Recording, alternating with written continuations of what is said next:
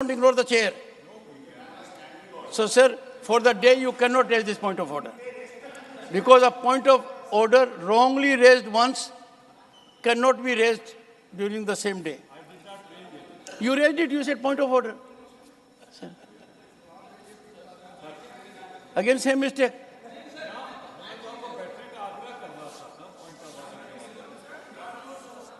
Sir, Digvijay Singh ji, you are not on your seat.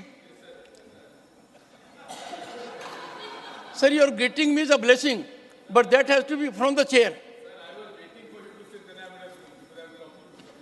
Actually, I'll tell you. Honorable members, no, I'm reflecting on what Digvijay Singh ji said. Honorable members, there is an incident reported in public domain. We'll check up. Honorable Prime Minister was Pandit Jawaharlal Nehru. And the Honorable Member Parliament was a Prime Minister who became Prime Minister later on, Atal Bihari Vajpayee ji. When the Speaker came, Atal Bihari Vajpayee ji, the Member Parliament, was in the gallery standing. Someone raised a point of order that the Honorable Member should have been on seat. There was a ruling that supports you, that when the Chairman or Speaker comes, stand wherever you are. So you did the same thing. But I said something different. I said, I would love to get your blessings, but in a manner that you are from the chair, your seat, designated seat. First, one second. Please, take your seat. Take your seat. Please, take your seat. Please take your seat. Honorable members, announcement from the chair. Honorable members, pursuant to the discussion with leaders of the parties and Minister of Parliamentary Affairs that I had with full benefit, it has been decided to change the order of the government legislative business for today. Firstly, we will take up a Central Universities Amendment Bill 2023, followed by the Repealing and Amending Bill 2023. The bills included in the supplementary list of business will be taken up thereafter. This was the request made by the honorable members, premised on a good ground. So that's where we are. The Central Universities Amendment Bill 2023, Shri Dharmendra Pradhan to move a motion for consideration of the Central Universities Amendment Bill 2023.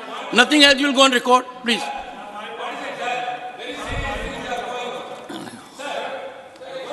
Already. So, sir, nothing will go on record. Please bear with me. Trust your chairman, I'll come back to you on the issue. Before I rise, I'll come back to the issue. No. I have indicated and they have resumed their seat. You also follow them. And I'm fully hopeful, sir, obliged. Honorable Minister, Honorable Minister. Chairman साहब, मैं आपकी अनुमति से central university amendment bill 2023 for establishment of Sammakka Sarakka central tribal university in Telangana जो लोकसभा में पारित हुआ है, इस सदन की विचारार्थ मैं आपकी माध्यम से इस विधेयक को इस सदन में I have indicated, honorable members, I'll come back to the House on the issue and, if required, take your inputs. By body language you have raised. Some words you have used which have fallen on my ears. All right. I have a sound sixth sense to anticipate what Mr. Pramod Tiwari was going to say. I can figure out, please. Sir, मैं आपकी अनुमति से इस सदन के अनुमोदन के लिए ये संशोधन विधेयक प्रस्तावित करता हूं। Give me 5 minutes. आज प्रारंभ में चेयरमैन साहब, मैं कुछ विषय को आपके सामने सदन की विचारार्थ जाने के पहले उल्लेख करना उचित मानता हूं। 2014 में जब तत्कालीन आंध्र प्रदेश की विभाजन हुआ, बाइफर्केशन हुआ, उस समय में जो आंध्र प्रदेश रीऑर्गेनाइजेशन एक्ट 2014 पारित हुई थी, उसमें दोनों राज्यों में I take it as a serious issue. That's why I said I'll come back to you very shortly. Yes, I'll come back to you.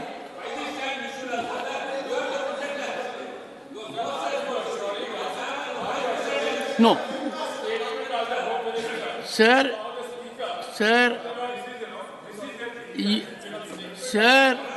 आपकी बुद्धि का मैं लंबे समय से कायल हूं। मैंने जो कुछ कहा पूरा समझ गए हैं। इससे ज्यादा इस समय कहने की आवश्यकता नहीं है।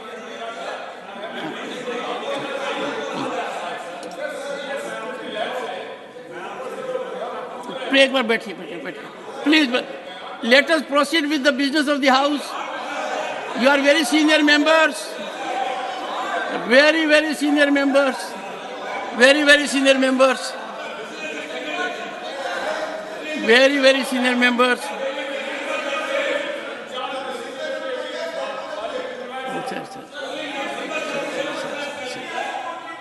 One second, honorable members, may first kindly take your seat. First, take your seat. Sir, take your seat. Take your seat. No, take your seat first. No, please take your seat. Honorable members, in this house, we first need to know what has happened. We need to be, one second, promote it, please. No, others have read it also, you have also read it. We need to be sure about it. What I am saying is, I'll come back to the house very shortly. I am sure assurance from the chair on this issue. You should wait what I have to say. Please, Honorable Minister. Nothing else will go on record, Honorable Minister. Andhra Pradesh reorganisation act में दोनों जो प्रस्तावित राज्य बने थे, तेलंगाना और आंध्र प्रदेश दोनों में कुछ एजुकेशनल इंस्टीट्यूशन खोलने के लिए जिम्मेवारी लिया गया था, आश्वासन दिया गया था, प्रॉमिस किया गया था। उसी में दोनों राज्यों में 2 सेंट्रल ट्राइबल यूनिवर्सिटी CTU स्थापित करने की भी दायित्व था। One second, Honorable Minister. देखिए, Honorable members, the information to me.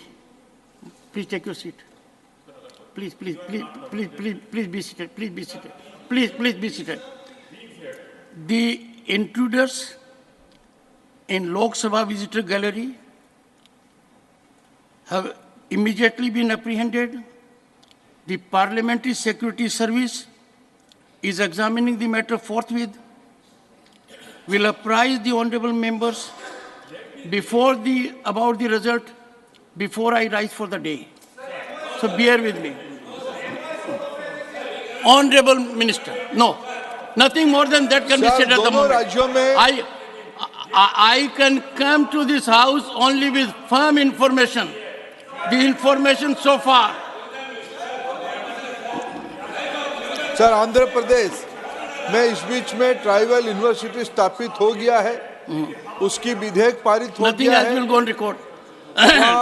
Andhra Pradesh सरकार ने Nothing else will go on record except what the honorable minister said. उपलब्ध करवा दिया गया है और वहाँ एक टेम्पोररी कैंपस में विजयनगरम में ट्राइबल यूनिवर्सिटी आंध्र प्रदेश चालू भी हो गया है, वीसी भी नियुक्ति हो गई है और नया कैंपस की शिलान्यास भी 2 महीना पहले अध्यक्ष जी मैं जाके वहाँ के मुख्यमंत्री जी के साथ मिलकर करके आए। वैसे ही तेलंगाना में भी ट्राइबल यूनिवर्सिटी की दायित्व था। वहाँ की राज्य सरकार जमीन उपलब्ध कराने में विलंब करने हेतु वो तय नहीं हो पा रहा था। इस बीच में तेलंगाना की सरकार भी जमीन उपलब्ध करवाया है। मैं आज की आपके सामने आज ये प्रस्ताव लेके आया हूँ। संसद की दोनों सदन इस विधेयक को सेंट्रल यूनिवर्सिटी अमेंडमेंट बिल 2023 को अनुमति देने से परम आदरणीय राष्ट्रपति जी की संतक के बाद तेलंगाना में भी एक सेंट्रल ट्राइबल यूनिवर्सिटी होने वाला है। उसकी महत्व तब बढ़ जाती है जब इस यूनिवर्सिटी की नाम Sammakka Sarakka central tribal university रखने का प्रस्तावित किया गया है। मैं आज इंट्रोडक्शन समय में इतना ही कहूँगा, समक्का सारक्का भारत की आदिवासियों के अंदर एक सम्मान की स्थान रखते हैं। वो एक लोक उत्सव है, लोक सम्मान की केंद्र है, लोक आस्था की केंद्र है, जिसमें तेलंगाना, आंध्र प्रदेश, उड़ीसा, छत्तीसगढ़, झारखंड, कर्नाटका, ये सारे इलाके की जो जनजाति लोग हैं, आदिवासी लोग हैं, वे अत्यंत श्रद्धा के साथ जो 2 वर्ष की अंतराल में एक बार एक विशाल कांग्रीगेशन होता है, एक जनजाति महोत्सव होता है, उसी पवित्र स्थान पे उसी जिले में ये Sammakka Sarakka central tribal university बनाने की प्रस्तावना किया गया है। मैं लोकसभा में भी उसका अनुमोदित हो गया है। मैं आज इस सदन को निवेदन करना चाहता हूं, भारत की जनजाति विषय में गहन अध्ययन करने के लिए प्रधानमंत्री नरेंद्र मोदी जी की सरकार में देश में जनजाति समुदाय के लिए अनेक प्रायोरिटी की प्रोग्राम लाया गया है। उसमें से ये समक्का सारक्का विश्वविद्यालय भी एक है। मैं आपकी अनुमति से सदन को अनुरोध करता हूं, उसको चर्चा करें और पारित करें। Shri Jairam Ramesh, not present. Shri Vivek Thakur, not present. Sushri Dola Sen, 7 minutes. If you can address the house while sitting, please.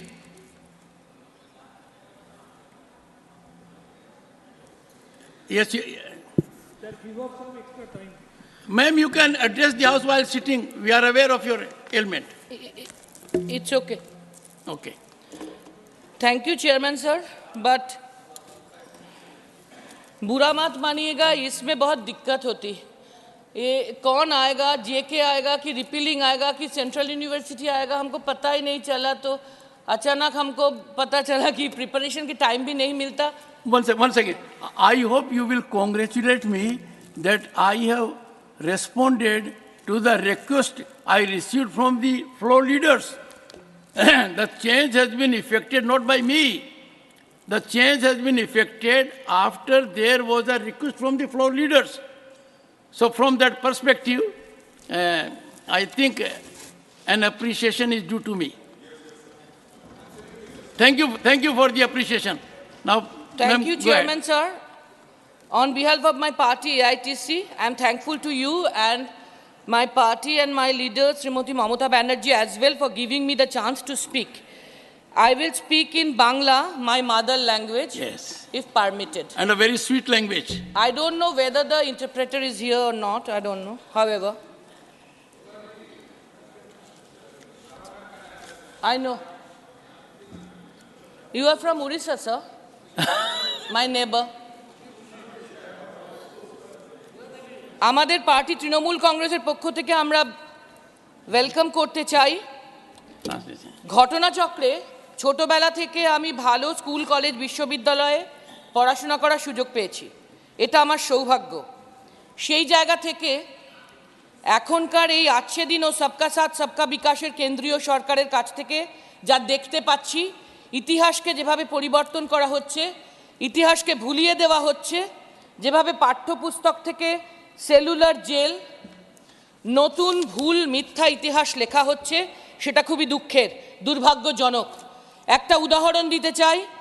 সম্প্রতি লেবার স্ট্যান্ডিং কমিটি স্টাডি ভিজিটে আন্দামানে গিয়ে সেলুলার জেলে যা দেখে এলাম, যেখানে ব্রিটিশ আমলে 90% বন্দী ছিলেন বাঙালি, সেখানে নেতাজি থেকে সুভাষচন্দ্র বোস থেকে বারিন ঘোষ, বীরেন দত্তগুপ্ত এদের বাদ দিয়ে বাঙালি বিপ্লবী উল্লাসকর দত্তকে পাগল বানিয়ে সাভারকরকে বীর বানানো হয়েছে। তার জন্য সবার জন্য আলাদা একটা জ্যোতি, আর সাভারকর জন্য, বীর সাভারকরের জন্য আলাদা একটা জ্যোতিও জ্বালানো হয়েছে। অথচ দুঃখের সাথে বলতে বাধ্য হচ্ছি, তিনি এমন একজন বন্দী ছিলেন যিনি বারবার ব্রিটিশকে মুচলেকার চিঠি লিখে আবেদন করে হাতে পায়ে ধরে বাইরে এসেছিলেন। অথচ আমরা জানি আমাদের দেশের স্বাধীনতা সংগ্রামের ইতিহাস মুচলেকা দিয়ে মাথা নিচু করার ইতিহাস নয়, বাইরে আসার ইতিহাস নয়। আমাদের স্বাধীনতা সংগ্রামের ইতিহাস গান্ধীজি, নেতাজি, বল্লভভাই প্যাটেলজি, আম্বেদকরজি এবং আমাদের রবীন্দ্র, নজরুল, দেশবন্ধু চিত্তরঞ্জন, রাসবিহারী বসু, বিনয় বাদল দীনেশ, ক্ষুদিরাম, ভগৎ সিং, লাল বাল পাল সহ সমস্ত, মাতঙ্গিনী হাজরা, প্রীতিলতা ওয়াদ্দেদার, সূর্য সেন সহ সমস্ত, বিনয় বাদল দীনেশ, ক্ষুদিরাম সকলের মাথা উঁচু করে থাকার ইতিহাস, মাথা না নোয়ানোর ইতিহাস, ফাঁসি কাঠে হাসতে হাসতে প্রাণ দেওয়ার ইতিহাস।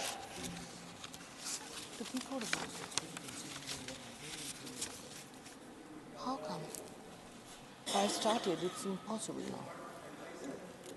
However, today our educationalists are forced to revisit history, rewrite history chapters, and discard the role and key figures just to please the current central government. I'm sorry to say. I hope this government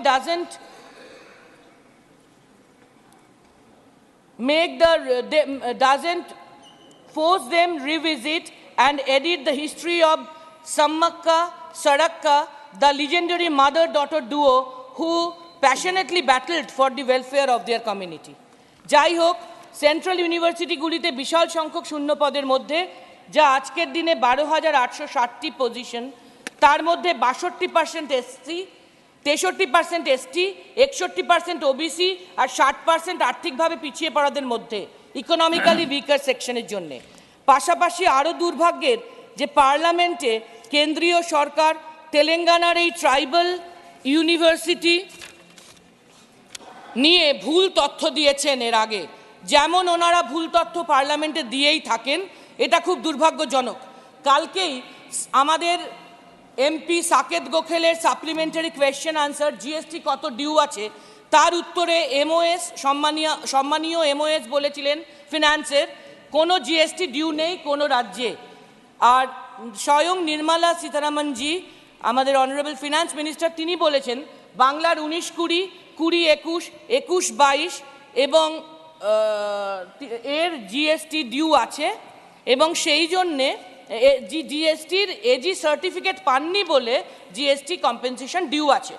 অথচ আমি বাইরে গিয়ে তখনই আমাদের বাংলার অর্থমন্ত্রী চন্দ্রিমা ভট্টাচার্যর কাছ থেকে খবর নিয়েছি, যেটা আমার কাছে এখানে আপডেটেড আছে, ফোনে আমি কপিও দিয়ে দিতে পারি, যে 19-20, 20-21, 21-22 জিএসটি এজি সার্টিফিকেট আমাদের তরফ থেকে দেওয়া আছে বরাবর, বাকি নেই, এবং সেটা দেওয়া হয়নি বলে জিএসটি ডিউ, এই যুক্তি সঠিক নয়। However, yeah, I will authenticate. Don't worry, I will authenticate. I have the paper. Don't disturb us. একইভাবে এটা অত্যন্ত দুর্ভাগ্যজনক। একইভাবে সংসদে এনারা একদিন বলেছিলেন রাজ্য সরকার, তেলেঙ্গানা রাজ্য সরকার নাকি এই ট্রাইবাল ইউনিভার্সিটির জন্য প্রপোজালই দেয়নি, অথচ তেলেঙ্গানার tribal welfare minister Shrimati Satyavathi Rathod publicly জানিয়েছেন যে রাজ্য সরকার, ওনাদের রাজ্য সরকার সেই 2017 সালে 170 একর জমি এই বিশ্ববিদ্যালয়ের জন্য বরাদ্দ করেছেন। এভাবে এই সংসদে এই ঐতিহ্যের পীঠস্থানকে, এই গণতন্ত্রের আধারকে, এই সম্মানীয় সংসদকে অসম্মান করার জন্য আমরা মর্মাহত। we say that this government has made a mockery of the parliament. It also appears that the Modi government is willing to stop the welfare of the people. যেমন তার উদাহরণ হিসেবে আমি বলতে চাই, আমাদের বাংলার কোন খাতে কত পাওনা, 100 দিনের কাজে 6,561 কোটি, আবাস যোজনায় 9,329 কোটি, স্বচ্ছ ভারত মিশনে 344 কোটি, মিড ডে মিলে 174 কোটি, বুলবুল ঘূর্ণিঝড় ক্ষতিপূরণ 6,334 কোটি, ইয়াস ঘূর্ণিঝড়ে ক্ষতিপূরণ 4,022 কোটি, মোট 1,09,68 কোটি। এটা কোনো ফেডারালিজমেরও উদাহরণ নয়, পার্লামেন্টকে সম্মান করারও উদাহরণ নয়। আর কিছু পরিসংখ্যান আমি দিতে চাই, যেরকম আইআইটি আইআইএমে 13,600, please spare me for 1 minute at least. 13,626 স্টুডেন্টের মধ্যে এসসি এসটি ওবিসি যারা প্রেস্টিজিয়াস এই আইআইটি আইআইএমে পড়েন, সেন্ট্রাল ইউনিভার্সিটিতে পড়েন, তাদের মধ্যে 35,000 স্টুডেন্ট সুইসাইড করেছেন 19-21 বছরের মধ্যে। এটা অত্যন্ত দুর্ভাগ্যজনক এবং সেন্ট্রাল ইউনিভার্সিটির ক্ষেত্রে মোদি জমানার কোনো সম্মানের উদাহরণ নয়। আমি এটা বলবো যে 2014 সালে ইউনিয়ন গভর্নমেন্টের এক্সপেন্ডিচার সেন্ট্রাল ইউনিভার্সিটি এডুকেশন সেক্টরে ছিল 0.63% অফ দ্য জিডিপি, যেটা 21-22 হয়েছে 0.34% অফ দ্য জিডিপি এবং 23-24 হয়েছে 0.37% অফ দ্য জিডিপি। এটাও খুব খারাপ। আমি শেষ করব একটা কথা বলে, সেন্ট্রাল ইউনিভার্সিটির মধ্যে বিশ্বভারতী বিশ্ববিদ্যালয়, যেটা ইউনেস্কো তাকে ওয়ার্ল্ড হেরিটেজ বলে উদাহরণ দিয়েছে, সেই বিশ্ববিদ্যালয় যেটা রবীন্দ্রনাথ নিজের সমস্ত পুঁজি দিয়ে, নিজের সমস্ত প্যাশন দিয়ে তৈরি করেছিলেন। প্লিজ এটা আমাকে শেষ করতে এক লাইন। সেই রবীন্দ্রনাথের সেই বিশ্ববিদ্যালয় যেভাবে রবীন্দ্রনাথের নাম সরিয়ে, ফলক সরিয়ে মোদিজি এবং উপাধ্যায়ের নাম দেওয়া হয়েছে, যদিও পরে সেন্ট্রাল গভর্নমেন্ট ওটাকে রেকটিফাই করেছেন, কিন্তু তবুও এটা অত্যন্ত ভুল, এটা অত্যন্ত দুর্ভাগ্যজনক এবং যেভাবে আনডেমোক্রেটিক্যালি এটা করা হয়েছে, এই ডেমোক্রেসির বিষয়ে আমি বলতে চাই যে central university Nothing will go on record now. Nothing will go on record. Thank you.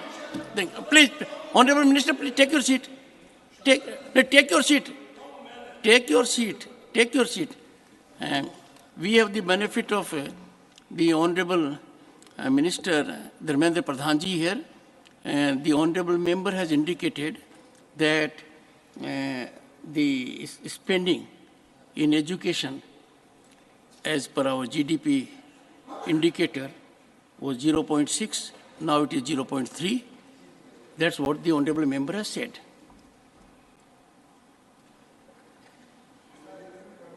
Answer it again right now, or I can answer that during my answer. Yes. Can I? Yes, please. Sir, yes, during my discussion at Lok Sabha, if facts are through budget document I am quoting, in 13-14, the expenditure on education, the GDP wise, if you calculate, this was 3.84. 3.84. Gross expenditure on education of the GDP is 3.84, which is today in 2021 is 4.64. There's a 0.80, around 1% growth is there. I don't know why, from where my sister Dola has quoted all these things. Honorable Member, you had indicated in your address, which I had the occasion to listen as translated, that GDP investment as per GDP 0.6 was there earlier, now 0.3. Honorable Minister says at the moment it is 15 times what you have asserted. He says 4.6% of the GDP. I therefore would urge you to authenticate it. Yes, I got it. You are a senior member. You are a very senior member. And second, my suggestion, you spoke in Bengali and eloquently, fluently. But since there was no advance notice, Secretariat took 2 minutes to translate.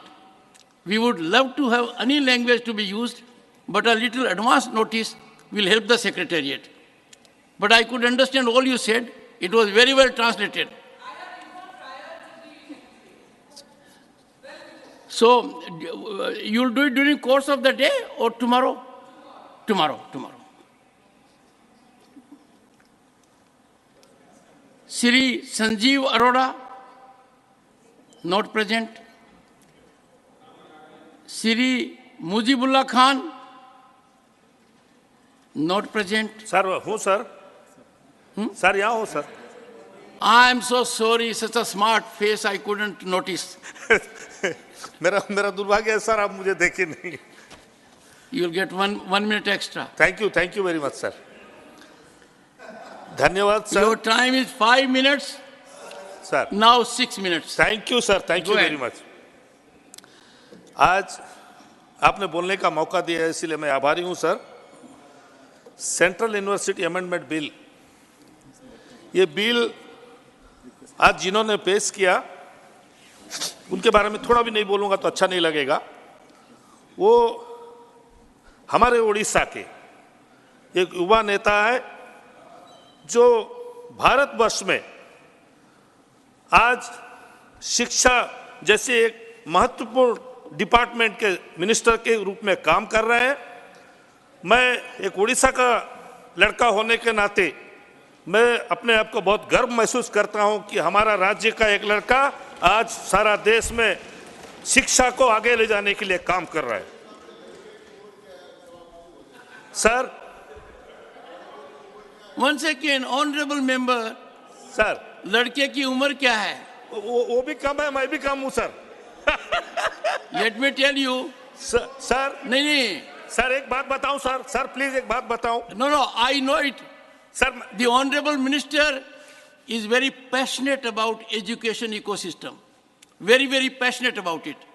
And that is evidenced by his thorough preparation while responding to questions. Sir He responds to questions which are beyond the normal question. Sir, Go sir. ahead. Sir, that Umar issue is left to be decided appropriately in some other case. नहीं sir मैं उम्र का बात इसलिए बोलना चाहता हूँ कि जो फिल्म लाइन में रहते हैं सर उन लोग उम्र कभी नहीं बताते भले आप कागज में देख के जान लो लेकिन हम अपने मुंह से कभी नहीं बोलते तो सर ये जो अमेंडमेंट बिल आया है आदिवासी यूनिवर्सिटी के लिए मैं एक बात कहना चाहता हूँ 90 दशक में क्योंकि एक मैं ट्राइबल डिस्ट्रिक्ट से आता हूँ सर मेरा अनडिवाइडेड डिस्ट्रिक्ट का नाम था कोरापुट जिसमें खाली ट्राइबल ज़्यादा है उस ट्राइबल डिस्ट्रिक्ट में आदिवासियों के विकास के लिए तत्कालीन मुख्यमंत्री बिजू पटनायक जी ने 13 जिला से 30 जिला किया उसका मतलब हमारे जिला को 4 जिला में डिवाइड किया इसलिए कि काफ़ी दूर तक उसका बाउंड्री लाइन था कोई भी जिला कलेक्टर को पहुंचने में काफ़ी समय लगता था लोग न्याय नहीं पाते थे आदिवासी न्याय नहीं पाते थे इसीलिए माननीय उस टाइम के मुख्यमंत्री बिजू पटनायक जी ने 13 से 30 जिला करके आदिवासी लोगों को न्याय दिया आज हमारे मुख्यमंत्री श्री नवीन पटनायक जी मुख्यमंत्री जनजाति मिशन एक मिशन घोषणा किए हैं जिसके तहत 22 ITDA ट्राइबल डेवलपमेंट एजेंसी जो है हमारे उड़ीसा में उसके थ्रू से 500 करोड़ रुपया आदिवासियों को विकास के लिए माननीय मुख्यमंत्री दिए हैं special development council for Adivasi only पहले 9 जिला हुआ करता था आदिवासी जिला अब माननीय मुख्यमंत्री जहां थोड़े बहुत आदिवासी हैं उसको भी उनका डेवलपमेंट के लिए भी और 14 जिला शामिल किए जिसके वजह से आज 23 जिला में हमारे उड़ीसा में 30 से 23 जिला में आदिवासियों के लिए काम हो रहा है और करीब 600 करोड़ रुपया माननीय मुख्यमंत्री दिए हैं आदिवासियों के डेवलपमेंट के लिए डेवलपमेंट क्या होगा मैं आपको बताना चाहता हूं सर कि जब छोटा सा गांव रहता है गांव में जो ठाकुरानी बोलते हैं हमारे जो गांव की देवी रहती है उनका छोटा सा मंदिर रहता है ऐसे हर गांव में अलग अलग देवियों को पूजा किया जाता है आदिवासी समाज में वो मंदिर को कैसा ठीक ठाक से उन लोग ठीक से बना सके ठीक से उसको पूजा कर सके इसीलिए ये जो 600 करोड़ दिया गया है आदिवासियों के डेवलपमेंट के लिए खास करके उनके जो वाद्य यंत्र रहता है जो कि धीरे धीरे लुप्त होने जा रहा था वो वाद्य यंत्र कैसा आदिवासी लोग फिर से अपना ठीक ठाक रखें और अपना परंपरा को कैसा निभाए, इसी के कारण 600 करोड़ रुपया आज माननीय मुख्यमंत्री नवीन पटनायक दिए हैं। इसीलिए मैं नवीन बाबू का आभारी हूं। 2023 में ये अमेंडमेंट बिल लाया गया। अभी थोड़ा देर पहले माननीय मंत्री जी ने कहा कि जब आंध्र प्रदेश तेलंगाना से अलग हुआ तब उसको तेलंगाना में एक आदिवासी ट्राइबल यूनिवर्सिटी करने का वहां वादा किया गया था, उसी के जरिए से आज हुआ, जिनका नाम वो आदिवासी जो यूनिवर्सिटी होगा उसका नाम है समक्का सारका, जो कि आदिवासियों के लिए बहुत काम किए थे, आदिवासियों के लिए बहुत लड़ाई किए थे। सर, अगर ये यूनिवर्सिटी होता है तो आदिवासियों का जरूर डेवलपमेंट होगा। हमारे उड़ीसा में एक सेंट्रल यूनिवर्सिटी है, लेकिन वो सेंट्रल यूनिवर्सिटी ट्राइबल यूनिवर्सिटी नहीं है, हमारे कोरापुट डिस्ट्रिक्ट में है। मैं माननीय मंत्री जी से अनुरोध करना चाहूंगा कि उस यूनिवर्सिटी को भी जो कमियां हैं, वो खुद गए थे वो यूनिवर्सिटी में, वो घूम के देख के भी आए हैं, जो कमियां हैं वो कमियां पूरा करने की वो कोशिश करेंगे, उम्मीद मैं करता हूं। सर, उड़ीसा में 22% आदिवासी है और भारतवर्ष के हिसाब में देखा जाए तो 3rd highest tribal population Orissa में है, जो आदिवासियों का पॉपुलेशन है।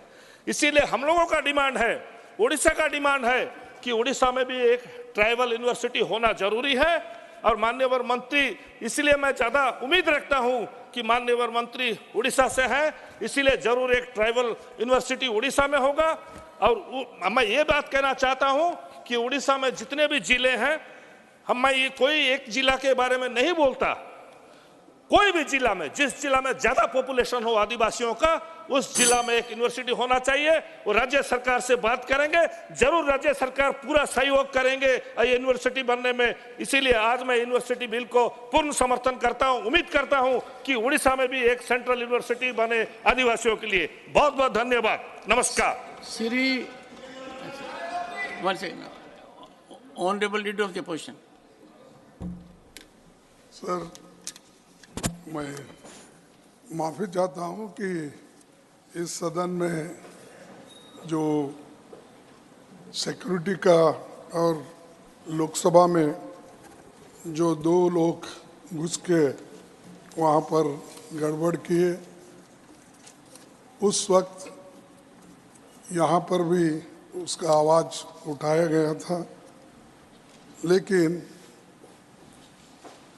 आपने सदन चलने के लिए अनुमति दी। लेकिन जो समस्या है वो बहुत गंभीर है।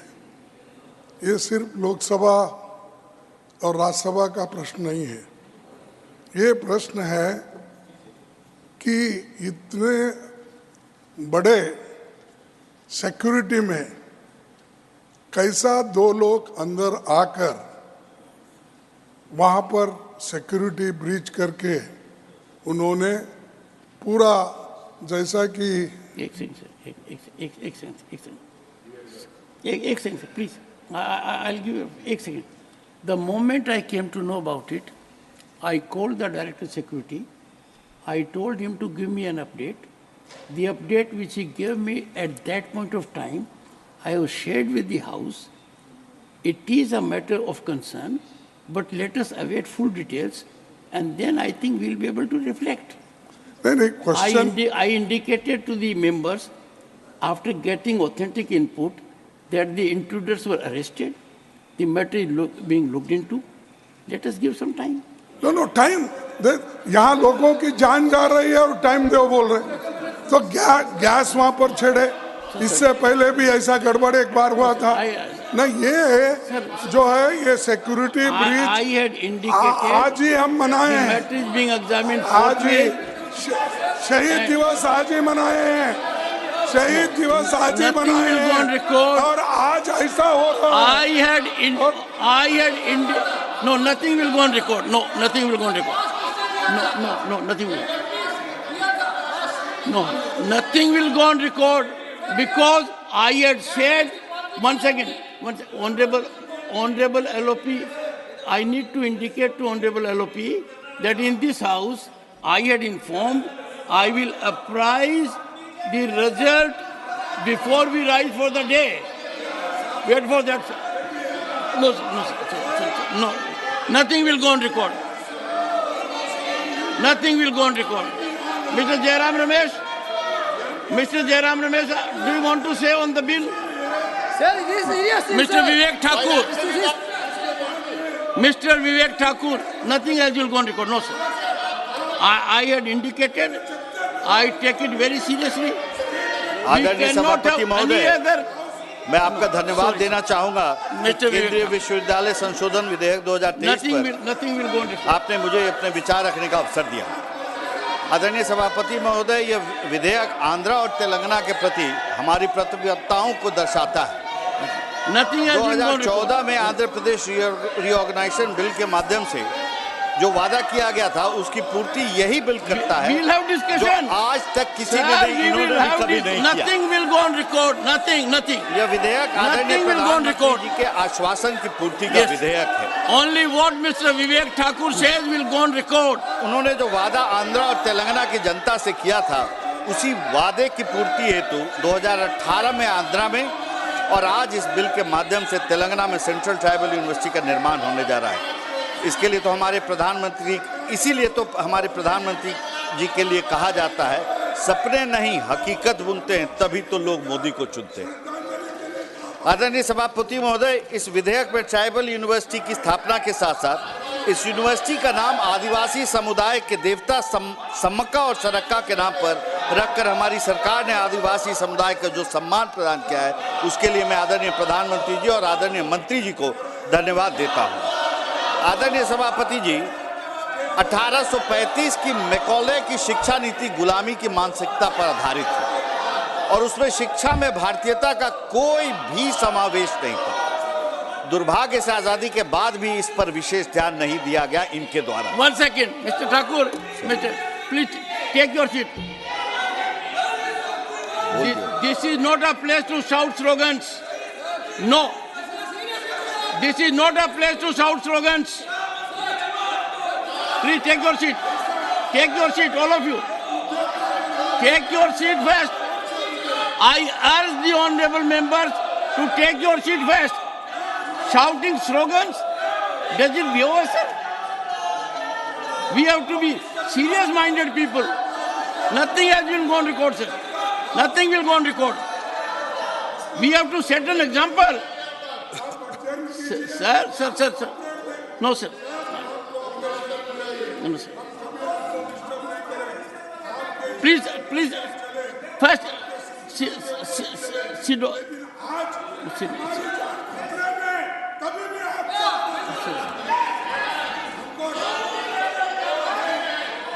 एक second, would you take your seat first, please? एक बार बैठिए, please.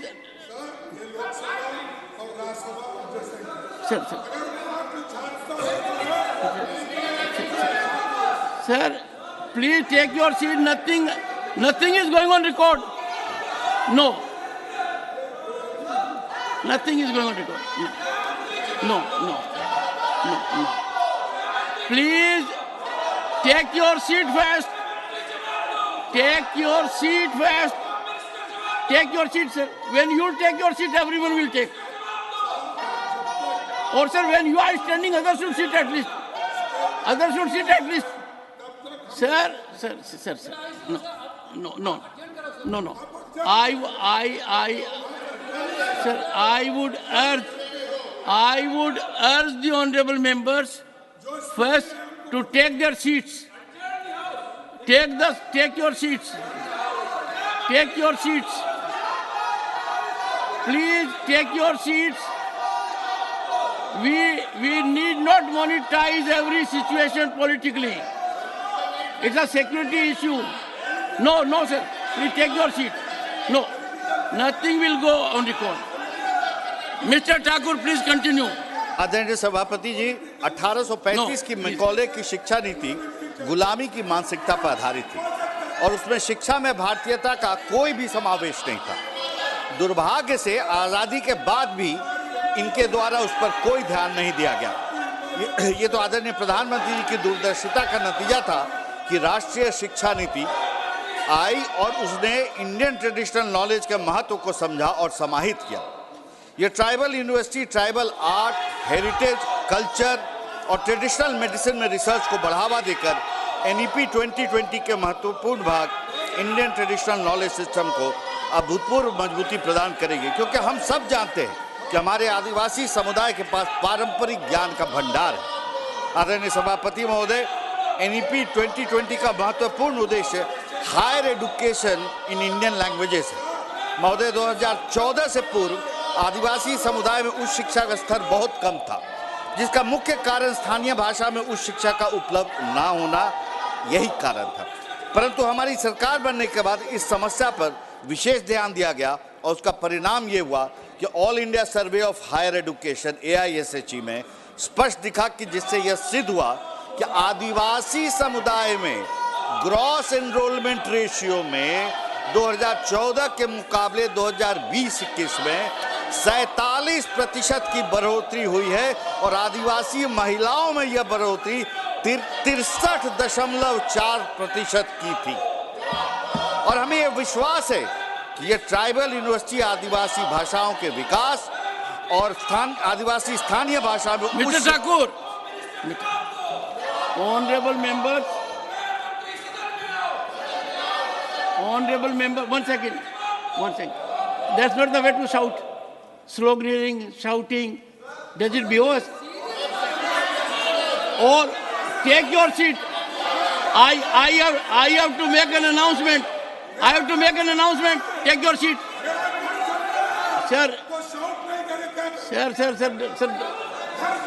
Sir, I care for your health. Please, Pramod, take your seat. I have to make an announcement. I'll make the announcement once you take your seats. Please do that.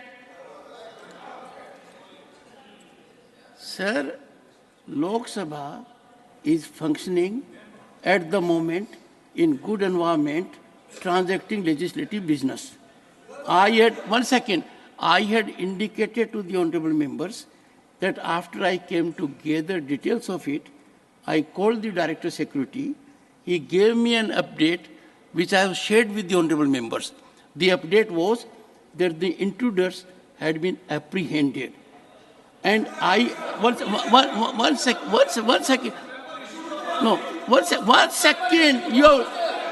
You have larger responsibilities. Take your 1 second. And I had indicated to the House, before we rise for the day, I will come up with a comprehensive statement. Now that chamber is functioning well, transacting business. We, the elders, the upper house, I will continue with the legislative business and keep up my word of coming back to the House during course of the day about the developments that have taken place. Every member of the House is concerned. It is not this side or that side or this side. We are serious enough, but we don't have to create a situation. No, sorry. Mr. Thakur, please continue. अपति महोदय, Okay, no, sir. ये tribal university आदिवासी भाषाओं I can't say more than this. और Please. आदिवासी स्थानीय भाषा में उच्च शिक्षा प्रदान कर ग्रॉस एनरोलमेंट रेशियो के आंकड़े में और अधिक बढ़ोतरी करेगा। मेरे विपक्ष के साथी और खास करके मेरे मित्र मनोज झा अक्सर शिक्षा के निजीकरण का मुद्दा उठाते हैं। शायद मैकॉले की शिक्षा की रूपरेखा उन्हें ज्यादा पसंद है। उन्हें भी मैं All India Survey of Higher Education के एक आंकड़े से अवगत कराना चाहूंगा। The government universities that constitute 59.1% of total universities contribute 73.1% of total enrollment of students, whereas private universities that constitute 40% of the total higher education institutions account for only 26.3% of the total enrollment. अब बताएं कि कहाँ है privatisation का जिन? आदरणीय सभापति जी, हमारी सरकार बनने के बाद हायर एजुकेशन में क्या अंतर आया है, उसकी एक बानगी आपके सामने रखना चाहूँगा। The total enrollment in higher education has increased to nearly 4.14 crore in 2021. Since 2014-15, there has been an increase of 21% in enrollment. Female enrollment has increased by 28% since 2014-15. The percentage of female enrollment to total enrollment has increased from 45% in 14-15 to around 49% in 2021. The gross enrollment ratio has increased to 27.3 from 25.6 in 2019-20. आदरणीय सभापति जी, 2014 के बाद से देश में 6 नए केंद्रीय विश्वविद्यालय खुले हैं, 7 नए IIMs खुले हैं, 7 नए IITs खुले हैं, 15 एम्स खुले हैं, 209 नए मेडिकल कॉलेज खुले हैं और 320 नए विश्वविद्यालय और 5,709 नए कॉलेज खोले गए। और ये आंकड़े मेरे नहीं हैं, ये AISHE के। सभापति महोदय, मैं अंत में माननीय मंत्री जी से एक छोटा सा मांग यही रखता हूं कि internationalisation of education, higher education की ओर हम आगे बढ़ रहे हैं और ड्यूअल डिग्री की बात हो रही है, तो ट्राइबल यूनिवर्सिटी के साथ भी फॉरेन यूनिवर्सिटी का कोलैबोरेशन हो, जिससे foreign students Indian traditional knowledge system को जान सके और हमारे आदिवासी समुदाय के बच्चे भी फॉरेन यूनिवर्सिटी का लाभ ले सके। मुझे तो यही कहना है सभापति महोदय कि मंजिल उन्हीं को मिलती है जिनके हौसलों में जान होती है। पंख से कुछ नहीं होता, हौसलों से ही उड़ान होता है। अंत में मैं अपने आदिवासी समुदाय के बच्चों से वही कहना चाहता हूं जो हमारे प्रधानमंत्री जी कहते हैं और उसका हम सब अनुसरण करें कि यही समय है, सही समय है, भारत का यह अनमोल समय है। बहुत बहुत धन्यवाद सभापति महोदय।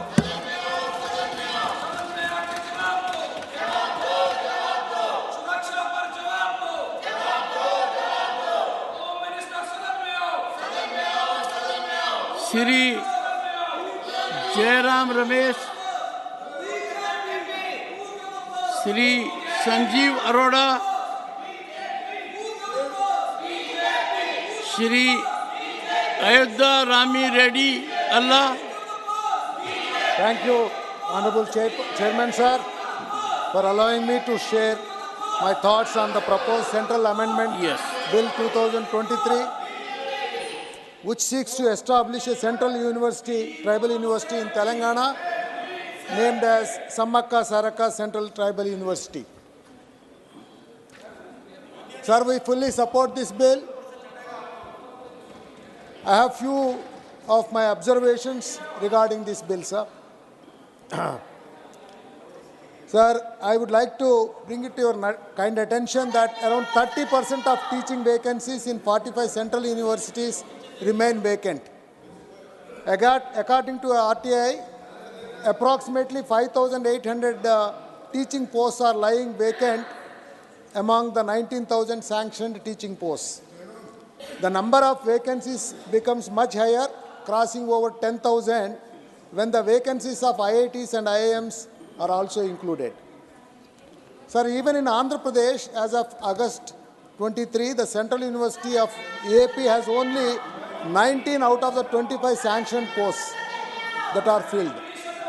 As per the CGC information, it is a fairly new campus and typically it takes 3 to 5 years to be operational, but even after 5 years, still vacancies remain and also a lot of infrastructure also need to be upgraded. This becomes a concern in the Indian higher education landscape, impedes the delivery of quality education and creating cutting-edge knowledge and innovative solutions, undermining the India's academic competitiveness on a worldwide scale. So our suggestion to the Minister, sir, I think infrastructure in the higher education areas must be improved. Also, there is a very less spending on the research side. Higher education institutions in India face a significant issue in terms of lack of research input. This constraint limits their potential to function as a dynamic hubs of innovation and intellectual advancement. Also, in addition to engineering and technology, the most prolific fields of research in the country is with the most of the contributions by institutions of eminence. I have responded to that. Reiteration wouldn't make a difference. I would come back during the course of the day. Sir, there is a need for devoting more efforts and funding towards guaranteeing the dissemination of such high-quality research across higher education institutions in the country with a deliberate focus on impactful and patient research. Honorable Member. Sir. 10 seconds more. Sir, I only want to say that outdated curriculum 10 is there, need to be improved. Enrollment in higher education need to be looked at. Inadequate fund allocation for R&D need to be looked at. And with all this, we recommend, we support this bill, but under AP Reorganization Act, there are still lot of issues that are pending, sir. We request the Honorable Minister and the Government of India to kindly look into and implement all the assurances that were made on the House under the AP Reorganization Act. Thank you, sir. Thank you. Sri B. Lingya Yadav. Yes, go ahead.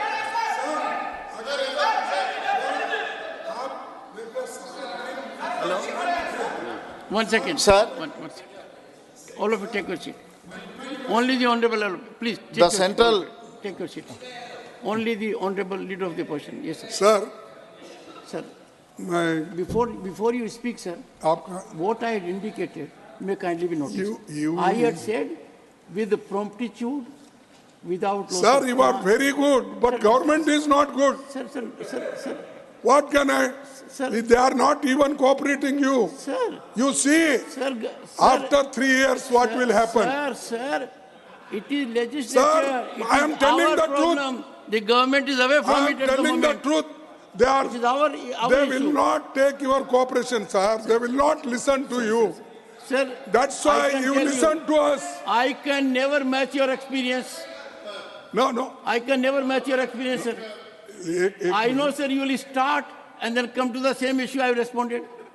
Everyone knows it, sir. No. Now, with this seniority, No. See? I can't advise you, sir. No. I can only suggest. No. Anybody can advise me. No. That's why I am here. So, 1 minute. आपको सब एक ही में, क्योंकि ये मामला उस house का रहे तो भी ये दोनों एडजेसेंट बिल्डिंग है. उसकी जब They are functioning. नहीं They are transacting उसको business. अगर आग लगी, सर उसको अगर आग लगी, इसको भी आग लगता है. वहाँ एडजस्ट हो गया और आप होम मिनिस्टर आने के बाद एक स्टेटमेंट दिलाई, क्या हुआ क्या नहीं हुआ. तो ये 1 second. When Honorable LOP and I see in Mr. Malika Arjun Khadge beyond the status of LOP, not that he is president of a party, apart from that he has a huge experience. He has seen many things. My appeal to you, sir, my appeal to the leader of the opposition is that I have shared the input with the House. I called the Director of Security. He said they have been apprehended. They are looking into the matter. I have directed... That's why, sir, sufficient information not came. That's why the Lok Sabha adjourned. Sir. Therefore, we request you, kindly adjourn, let Home Minister come and Let us see give what the he has to details. say. Let us see sir, what leader of the House has to say. 1 second, sir. Yeah. बात है जो incident हुआ, लेकिन ऐसे में जो विपक्ष का रवैया है वो मुझे लगता है देश को एक संदेश देने का होना चाहिए कि देश में हम सब देश की अखंडता और प्रभुता के लिए एक साथ खड़े हैं. जो लोकसभा में भी एडजर्न हुआ वो उन्हीं के कारण उन्होंने इस विषय को गंभीरता से लेने के बदले हाउस चलने नहीं दिया. मैं समझता हूँ राज्यसभा हाउस ऑफ एल्डर्स है. हमने एक मैसेज देना चाहिए कि ये देश की क्षमता, ये देश की ताकत इन सब चीजों से उठकर है और हाउस जरूर चलना चाहिए. हम सब सदस्य हाउस चलने के पक्ष में हैं और मुझे लगता है कि कांग्रेस इसका पॉलिटिसाइजेशन जो कर रही है ये देश के लिए अच्छा संदेश नहीं होगा.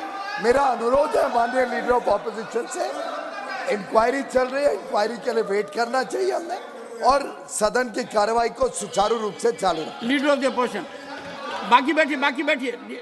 You see, 1 second. It is an issue where we should deliberate in all seriousness and in a composed atmosphere. Leader of the House has said something. It is not necessary for everyone to subscribe to it. There can be other point of view. Sir, देखो मैं इस Sir, Sir, if leader of the opposition is on legs and you still wish to speak, sir, इस सदन के I would appeal to the honorable members, let us show minimum regard to rules. If leader of the opposition is on his legs, let him alone respond. sir, I fully believe in his wisdom. No one can question his credentials. So let us hear him in rapt attention. And then I will seek response of the treasury benches also. Please, sir. Sir, इस सदन के नेता ने कहा कि ये बहुत गंभीर मामला है और अपोजिशन के लोग देश के लिए यहाँ जिन लोगों का पहले जो शहीद हुए थे उनको तो श्रद्धांजलि सब मिलके ही किए और देश के यूनिटी के लिए और देश के हिफाजत के लिए हम हमेशा तैयार हैं और हमारे लोग जितना सैक्रिफाइस किए तुम्हारे पास एक चूहा भी नहीं। सर, 130 करोड़ लोग तैयार हैं। सुने, There is no soul in the country who is not ready। ये हमको सिखाते 130 करोड़ जनता तैयार है इसके लिए। हमको सिखाते हैं देशभक्ति, ये हमको सिखाते हैं देशभक्ति। ये तो देश के विरोधी लोग हैं। No, sir. Nothing will go on record now, sir. Nothing will go on record. Nothing will go on record. I now call upon Shri B. Linga Yadav. Please resume your address. Please resume your address. Sir, the Central Universities Amendment Bill 2023, sir. The bill established a Central Tribal University in Telangana. It will be named the Samachar Sarakka Central Tribal University, sir. Its territorial jurisdiction will extend to Telangana, sir. It will provide avenue of higher education and research facilities, primary for the tribal population of India, sir. It is Andhra Pradesh Rehabilitation Act 2014 provide that the central government will establish a tribal university, sir, in our Telangana state, sir. Both I talk Telugu, sir. It chala సంతోషించదగ్గ విషయమే. మరి మా తెలంగాణలో ఈ యొక్క tribal యూనివర్సిటీని ఏర్పాటు చేసినందుకు మా బీఆర్ఎస్ పార్టీ తరఫున మేము అందరం కూడా చాలా సంతోషాన్ని వ్యక్తం చేస్తున్నాం. కానీ ఈ యొక్క తెలంగాణ యూనివర్సిటీ మరి గత 10 సంవత్సరాల క్రితమే తెలంగాణ ఆవిర్భవించినప్పుడే ఏర్పాటు చేయవలసింది ఉండే. దురదృష్టం కేంద్రంలో ఉన్నటువంటి ప్రభుత్వం ఆలస్యం చేసింది. ఇప్పటికైనా ఈ యొక్క గిరిజనుల మీద ఉన్నటువంటి ప్రేమతోటి మరి మేము కోరినటువంటి విధంగా ఈ యూనివర్సిటీని ఏర్పాటు చేసినందుకు మేము ధన్యవాదాలు తెలియజేస్తున్నాం. ఈ యొక్క యూనివర్సిటీని ఏర్పాటు చేయటంలో ముఖ్యంగా ప్రధానంగా మా బీఆర్ఎస్ పార్టీ ఆనాడు తెలంగాణ ముఖ్యమంత్రి కేసీఆర్ గారి పాత్ర గణనీయంగా ఉంది. ముఖ్యమంత్రిగా వారు అనేక రిప్రజెంటేషన్లు ఇచ్చారు. మా ఎంపీలను కూడా అనేక సార్లు పోరాడినామని చెప్పి ఈ సందర్భంగా మీకు మనవి చేస్తూ ఉన్నాను. ఈ యూనివర్సిటీకి సమ్మక్క సారక్క పేర్లు పెట్టడం చాలా సంతోషం. మా దగ్గర గిరిజన వనదేవతల పేరు పెట్టారు కాబట్టి ఈ యూనివర్సిటీని సక్రమంగా భక్తిపూర్వకంగా నడిపించాలని కోరుతున్నాం. మరి మా యొక్క అనేక ఆ కాలంలో కేసీఆర్ నాయకత్వంలో ఈ ట్రైబల్స్కు అనేక విధాలుగా మేము గవర్నమెంట్లో చేసాం సార్. 10% రిజర్వేషన్ కానీ ఈ యొక్క గ్రామ పంచాయతీలో తండాలుగా చేయటం కానీ, అందుకని రీసెర్చ్ డెవలప్మెంట్ కోసం నిధులు కూడా వెచ్చించాలి సార్. 1 minute sir. అట్లనే ఈ విద్యా సంవత్సరం నుండి క్లాసులు కూడా ప్రారంభించాలని చెప్పి మేము కేంద్ర ప్రభుత్వాన్ని కోరుతున్నాం. తెలంగాణ ఏర్పడినప్పుడు ఇచ్చిన ఇతర హామీలు కూడా దీంతో పాటు నెరవేర్చాలని చెప్పి మా బీఆర్ఎస్ పార్టీ డిమాండ్ చేస్తుంది సార్. ధన్యవాదాలు sir. Professor Manoj Kumar Jha not present. Dr. V. Sivadasan not present. Sri Abdul Wahab not present. No present. I am very much here. No. After this. Hello, I am here. Sir. No. Very much present. I have noticed his presence. Yeah, I will tell, and after that I will walk out. After that, I will walk out. See, No. I support. This is a separate. I support the bill. Honorable member, I support the bill. honorable member, we are responsible members Yes, very much. of a very important August House. Yes, and You're very saying important I'll walk subject out. also. I can tell you, Yeah. my heart pains Yes. when some of the members, even when the house is in order, they make their speech and walk out. No. It is our minimum duty Okay, I to will be listen to others also. Okay, I'll be here. You enlighten us and get enlightened also. Okay, sir. You have, sir, Yeah. Yeah, Honorable Chairman Saab, 2 minutes. 1 minute is enough. Okay. I am supporting this bill. In the central university, don't make like our Kerala universities. What is happening here, both in central and in state, it's all politicizing. So students are going out. Students are going to different universities in different part of the world. That is continuing. Every month, every year, thousands of students are fleeing from here. Why? Because the universities are now completely politicized, either BJP or our government also. Now in Kerala, what is happening is the governor and the state government, being the chancellor, he is using his power. Being the government, they are using their powers. It should not happen in central universities also. Our expectation is at least the north, in Delhi and all, university should function for Keralites also. So everywhere it is politicizing, nepotism going on. So ask our Mandriji, don't politicize these universities. It is the university is only our hope for our youth, for the employment and all. Please make use of this university and give more skill development in universities, skill development courses also. Thank you very much. Announcement by the chair. Honorable members, the copies of the bills, that is the Jammu and Kashmir Reorganization, Second Amendment Bill 2023, and the Government of Union Territories Amendment Bill 2023, both as passed by Lok Sabha, were circulated in the morning today. As the bills are to be taken up today, those honorable members who desire to give notices of amendments to the said bills may do so till 4 p.m. today. Briefly. भाग्य की बात है कि जब जब कोई OBC का bill आता है, कोई ट्राइबल वेलफेयर का बिल आता है, कोई ना कोई विषय बना के विपक्ष सदन को छोड़ के भाग जाते हैं। तेलंगाना के लोगों ने अभी अभी उनको चुन के भी सरकार दी और ये बड़ी महत्वपूर्ण ट्राइबल यूनिवर्सिटी तेलंगाना में लगने जा रही है। ये समाज वर्षों वर्षों से प्रतीक्षा कर रहा था, उनको सही इज्जत मिले, उनको नए मौके मिले, नए एजुकेशन के लिए भी एवेन्यूज मिले। इसके लिए 10 साल से हमारी सरकार प्रयत्न कर रही है। हमारे एजुकेशन मिनिस्टर डिटेल में बताएंगे, लेकिन वर्षों वर्षों तक राज्य सरकार के पीछे पड़ने के बाद उन्होंने कई बार इसके लिए हमें परेशानी भी की, फिर भी केंद्र सरकार लगी रही और ये आज ये सुनहरा दिन है कि हम ये पास करने बैठे हैं। लेकिन जबकि लोकसभा में भी स्पष्ट कर दिया गया, इंक्वायरी हो रही है, डिटेल्स की हम प्रतीक्षा करें और देश को संदेश दें कि मिलके हम एक मजबूत ताकत की तरह इस प्रकार की घटनाएं होने नहीं देंगे। आप सर, मैं मुंबई से आता हूं।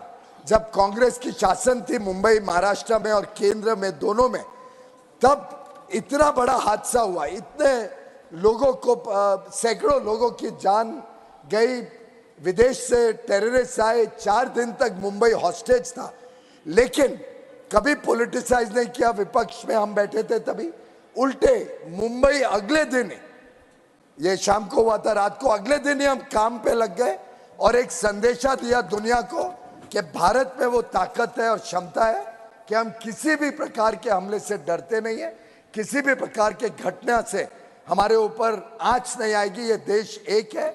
विपक्ष ने एक जिम्मेदारी का स्टैंड लिया था, बड़ा दुर्भाग्यपूर्ण है और मुझे तो क्लियरली दिखता है कि ये एंटी ट्राइबल माइंडसेट दर्शाता है कि ट्राइबल का एक यूनिवर्सिटी का अच्छा बिल को हम समर्थन ना देना पड़े, हाउस में बैठ के वोट ना देना पड़े, हाउस में बैठ के सरकार के काम को समर्थन नहीं देने का एक एक्सक्यूज बना के, जबकि हाउस स्मूथली चल रहा था, तब जाके वॉकआउट करना एक बड़ा दुर्भाग्यपूर्ण। Professor Manoj Kumar Jha not present, doctor V Sivadasan not present, Shri V Vijayasai Reddy not present.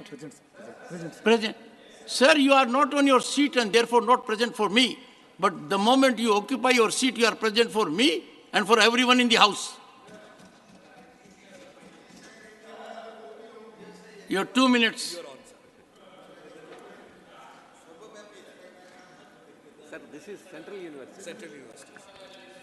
2 minutes. 1 minute is enough, sir. Sir, only one point I would like to bring to your notice, sir. We wholeheartedly support this bill on behalf of our party and this thing. So the only issue, sir, I wish to highlight the Honorable Education Minister is to the menace of temporary campuses, sir. Those institutions which have been promised to the state of Andhra Pradesh under the AP Reorganization Act have been, of course, fulfilled by the government and they have been established, but they have been established only in the temporary premises, sir. And these temporary premises are not enough to expand the courses or for undertaking any other activity in full-fledged manner, sir.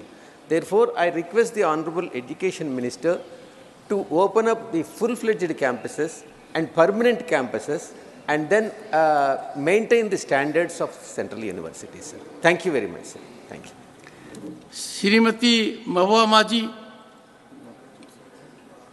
not present. Shri Kanak Medra Ravindra Kumar. Sir, thank you, sir, for giving this opportunity. Sir, 2 minutes. Sir, I am from Andhra Pradesh relating to this subject. Kindly, you have been generous towards 2 minutes. Giving 2 more minutes. 2 minutes. Let me say. This issue arose, sir, this is because of the Andhra Pradesh Reorganization Act, which dedicated 2 universities, one for Telangana and one for Andhra Pradesh. We are currently discussing regarding Telangana. Sir, I would like to brief history with regard to the Central Tribal University for Andhra Pradesh also. Sir, Telugu Desam Party was in power and Chandrababu Naidu was the Chief Minister at that time from 2014. We have been strongly pursuing the central government for establishing the tribal university and also the government handed over 525 acres. This compound was also constructed by spending state government funds. But it is not considered till today. And also, sir, but it's in the 16th Lok Sabha, and the edge of the bill was also moved. That was not passed. And subsequently, another bill was moved that was passed in the after 2019. We know that sir. Vijay Sai Reddy ji, no. Sir, the Honorable Minister interfering and disrupting is alert. And when time will come, he will hold the floor. Sir, my friend Vijay Sai Reddy every time disrupting my speech. Your friendship is inscrutable for me. Sir, but now we passed the bill in this house and we know that the site is ready and the central government has to take care of with regard to the Andhra Pradesh Tribal University also, sir. But coming to with the AP Reorganization Act, other promises are concerned, there are so many promises are unfulfilled. It has to be fulfilled within 10 years. Within 4 or 5 months, the time will also lapse. So with regard to the Polavaram project, it is a major. And also Amaravati capital city is also a major project. And also with regard to the allocating the funds and fulfilling the Polavaram project and Amaravati capital, the state government totally abandoned. That's why the central government has to take care of it and fulfill the promises with regard to the other promises are concerned. As far as the capital is concerned, for the last 4 years, the farmers are agitating for construction of a capital where the Honorable Prime Minister laid a foundation stone for the capital of Amaravati that it has to be cultivated. It is a part of AP Reorganization Act. Doctor, Similarly, after this government, Polavaram project is completely... Nothing will go on record now, sir. Dr. M. Thambidurai, 2 minutes. Thank you, Chairman, sir. Our Honorable Education Minister has brought the bill, Amendment Bill 2020-23, as proposed to amend the Principal Act 2009 so as to include Section 3G. The name of the university is Samkara Saraka Central Tribal University. Sir, and also territorial jurisdiction extending the whole of state Telangana. Why is the Telangana? Let it be throughout the India. It is because the tribal people are, many people are throughout the India. They can utilize it. For example, in Tamil Nadu also, Central University is in Tiruvarur. It is applicable to all, throughout the Indian people, they are coming. Therefore, second, sir, the major objective of the university is higher education research. That is the important. Nowadays, the university is not concentrating research. They are only selling degrees. What is going on? Especially, I am telling private and deemed universities, not I am telling about state universities, government universities or central universities. I request the Honorable Minister to take care of recent notification given by the AICT. AICT has given notification. They are going to allow more sections if their facilities are there. But already in many engineering colleges, affiliating colleges, closing stage. Therefore, why this monopolizing some section of people, that notification is coming. Therefore, I request Honorable Minister to take care of that this kind of AICT notification, misleading and affecting the research and other facilities. University's object is, sir, I am an academician, I am professor, I want to allow me or not. Sir, you are more than an academician. Sir, research, I am trying research. No, you are more than an academician. No. Research and is the more important universities. The affiliating colleges, they are conducting courses. But at recent, what the AICT is given notification, allowing more sections if the facilities available, already existing engineering closing stage.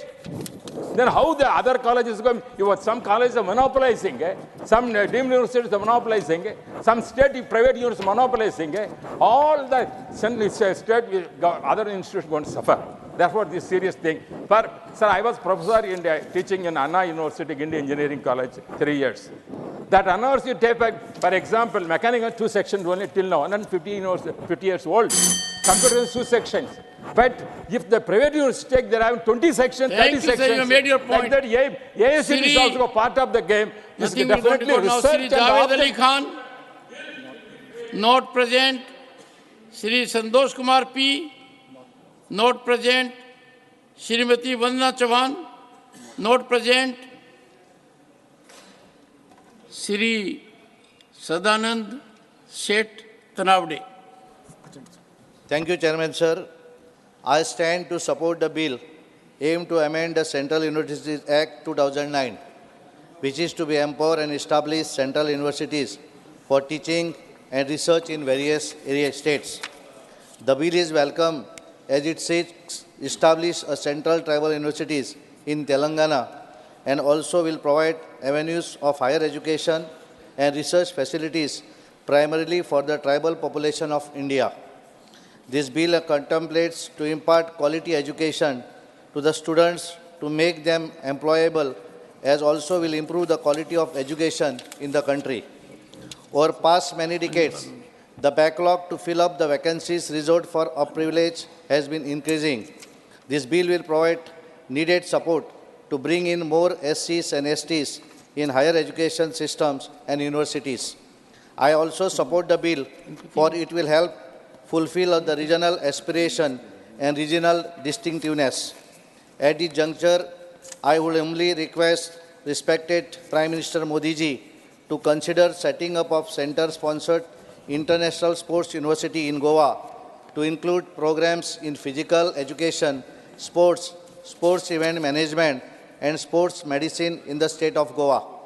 The necessary infrastructure created by the Goa government for successfully hosting Lusophonia Games and the National Games also will put to better usage. The proposal in the bill to convert the National Rail and Transportation Institute, Vadodara, a deemed university, to the Gati Shakti Vishwavidyalaya. It is in the tune with Gati Shakti initiative and the vision of national logistic policy and deserves a big welcome. Overall, the intention and the action of the Modi government seems to be perfectly uncertain with the aspiration of general public and in tune with the requirement of time. On my personal behalf and the Goa state I represent, we stand firmly in support of the bill. Thank you, Chairman. Honorable Minister Shri Arjun Munda ji. माननीय सभापति महोदय, आज माननीय शिक्षा मंत्री द्वारा तेलंगाना राज्य में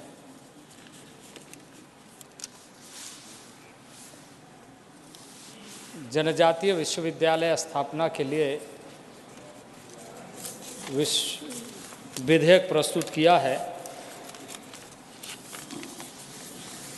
जिनका नाम समाका सराका केंद्रीय जनजातीय विश्वविद्यालय है। माननीय तत्कालीन प्रधानमंत्री अटल बिहारी वाजपेयी जी ने कहा था कि 21वीं सदी भारत की सदी होगी, और माननीय नरेंद्र भाई मोदी के नेतृत्व में आज दुनिया के मानचित्र पर स्पष्ट रूप से दिखाई दे रहा है कि वास्तविक रूप से जिन बातों का उल्लेख तत्कालीन प्रधानमंत्री देश रत्न अटल बिहारी वाजपेयी जी ने किया था, वह वास्तविक रूप से दुनिया के सामने उभर रहा है। इस बात का उल्लेख मैं इसलिए करना चाहता हूं कि समाका सराका केंद्रीय जनजातीय विश्वविद्यालय न केवल उसका एक उदाहरण है, बल्कि उसके साथ इस बात को दोहराते हुए मैं कहना चाहूँगा कि 21वीं सदी में यह पहला अवसर है देश के आज़ादी के बाद एक महिला राष्ट्रपति जनजातीय परिवार से भारत के सर्वोच्च पद को सुशोभित करते हुए यह संदेश दे रहा है कि भारत किस तरीके से अपना प्रगति को सुनिश्चित करना चाहता है। वंचितों की बात, जनजाति, आदिवासी, दलित, इन सारे समुदायों की बात बहुत हुई, पर उसे उभारने और उभरने की बात मैं समझता हूं कि माननीय नरेंद्र भाई मोदी के नेतृत्व में न केवल इस बात के लिए कि जनजातीय समुदाय का प्रतिनिधित्व दिख रहा है, देश में सर्वोच्च पद पर जनजातीय महिला के रूप में राष्ट्रपति विद्यमान है, बल्कि इस रूप में कि हम वहाँ से प्रारंभ कर रहे हैं यात्रा 21वीं सदी को भारत की सदी बनाने के लिए, जो सबसे पीछे के पंक्ति में बैठे हुए लोग। और आज हमारे सामने है कि ऐसे ऐसे योजनाएं, ऐसे ऐसे कार्यक्रम, ऐसे ऐसे अध्यादेश और ऐसे विधेयक प्रस्तुत किया जा रहा है, जिसके माध्यम से ये स्पष्ट रूप से दिख रहा है कि हम भारत को इस अमृत महोत्सव के बाद अमृत काल में कहाँ ले जाना चाहते हैं। वास्तविक रूप से यह देश के सामने प्रतिबिंब हो रहा है कि वैसे सारे लोगों को आगे लेकर चलते हुए हमें देश की प्रगति करनी, और इसलिए आज दिखाई दे रहा है कि 10वीं अर्थव्यवस्था से भारत 5वीं अर्थव्यवस्था बन करके एक नया स्थान, नया कीर्तिमान स्थापित किया। माननीय प्रधानमंत्री जी ने आह्वान किया, हमारे जो 4 पिलर्स है वो कम्युनिटी विहीन, जाति विहीन बल्कि हमारा आधार स्तंभ हो, जिसमें हम इस बात को सुनिश्चित कर सके कि युवा एक हमारी शक्ति है, महिला एक हमारी शक्ति है, किसान हमारी शक्ति है। महोदय, मैं थोड़ा सा और समय आपका।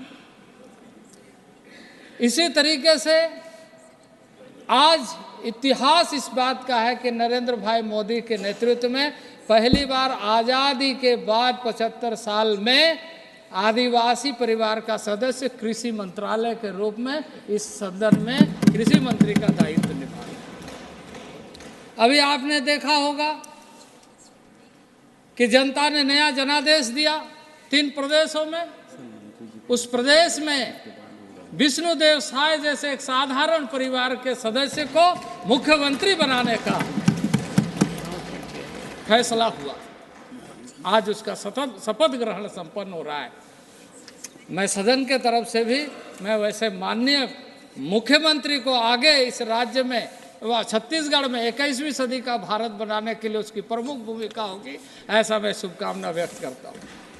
सभापति महोदय, इसके साथ साथ ही जहां हम केंद्रीय विश्वविद्यालय के माध्यम से उस शिक्षा को मजबूत करने में लगे हुए हैं कि तमाम जनजाति क्षेत्र के जनजाति समुदायों के विभिन्न प्रकार की जो शिक्षा है, बहुआयामी व्यक्तित्व निर्माण के लिए वो इन सारे विश्वविद्यालय में शिक्षा ग्रहण करे, वहीं बुनियादी ढांचा को भी मजबूत करने के लिए एकलव्य मॉडल रेसिडेंशियल स्कूल जैसे 740 पूरे देश भर में विद्यालय खोले जा रहे हैं। ये 740 एकलव्य मॉडल रेसिडेंशियल स्कूल इन सारे विश्वविद्यालय में पढ़ने का अवसर देने के लिए खोला जा रहा है। इसी तरीके से अध्यक्ष महोदय, मैं इस अवसर पर कहना चाहूँगा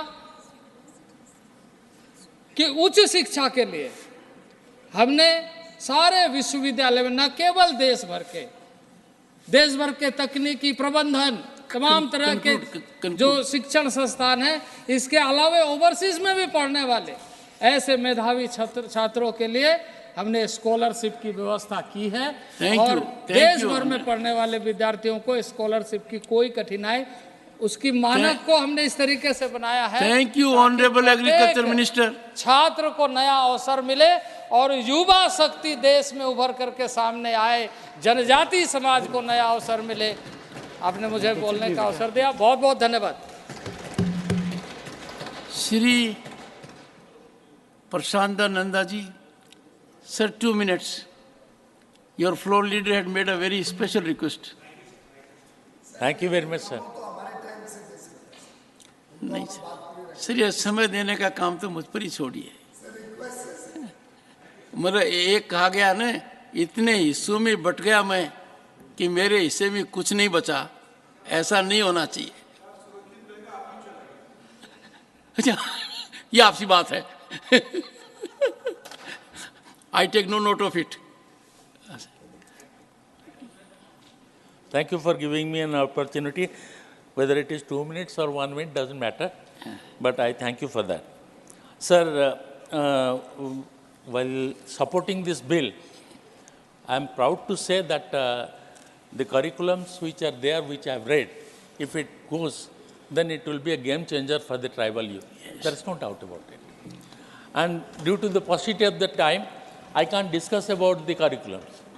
So here I would like to draw the kind attention of Honorable Minister who is present here in the House that there is a central university there in Koraput, which is tribal district, we can say.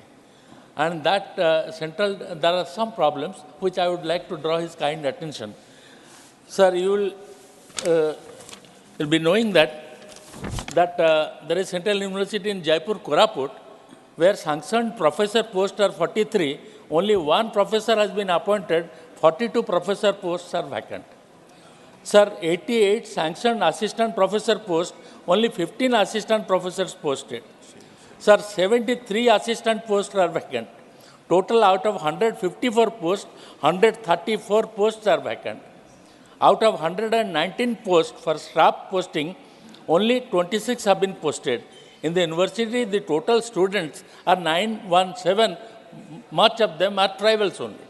So whether it is a tribal university or an university in a tribal district means the same for me, because we are thinking of tribal people. And with this kind of positive, with this kind of vacancy in those universities, what will be the future of these students who are reading in this university? I am requesting Honorable Minister to clarify why this is happening, and I am definitely hopeful that the university which is being now announced in this bill for Telangana, I definitely welcome it. And here I would like to request him that in just only 10 seconds, sir. Sir, sir, and Odisha has the third highest tribal population in India, and the tribal population comprises 22% of the total state's population. We have been raising the demand for a satellite center of the Central Tribal University in Odisha, and that is my request, and with importance to this particular. Shri Dharmendra Pradhan to reply the discussion.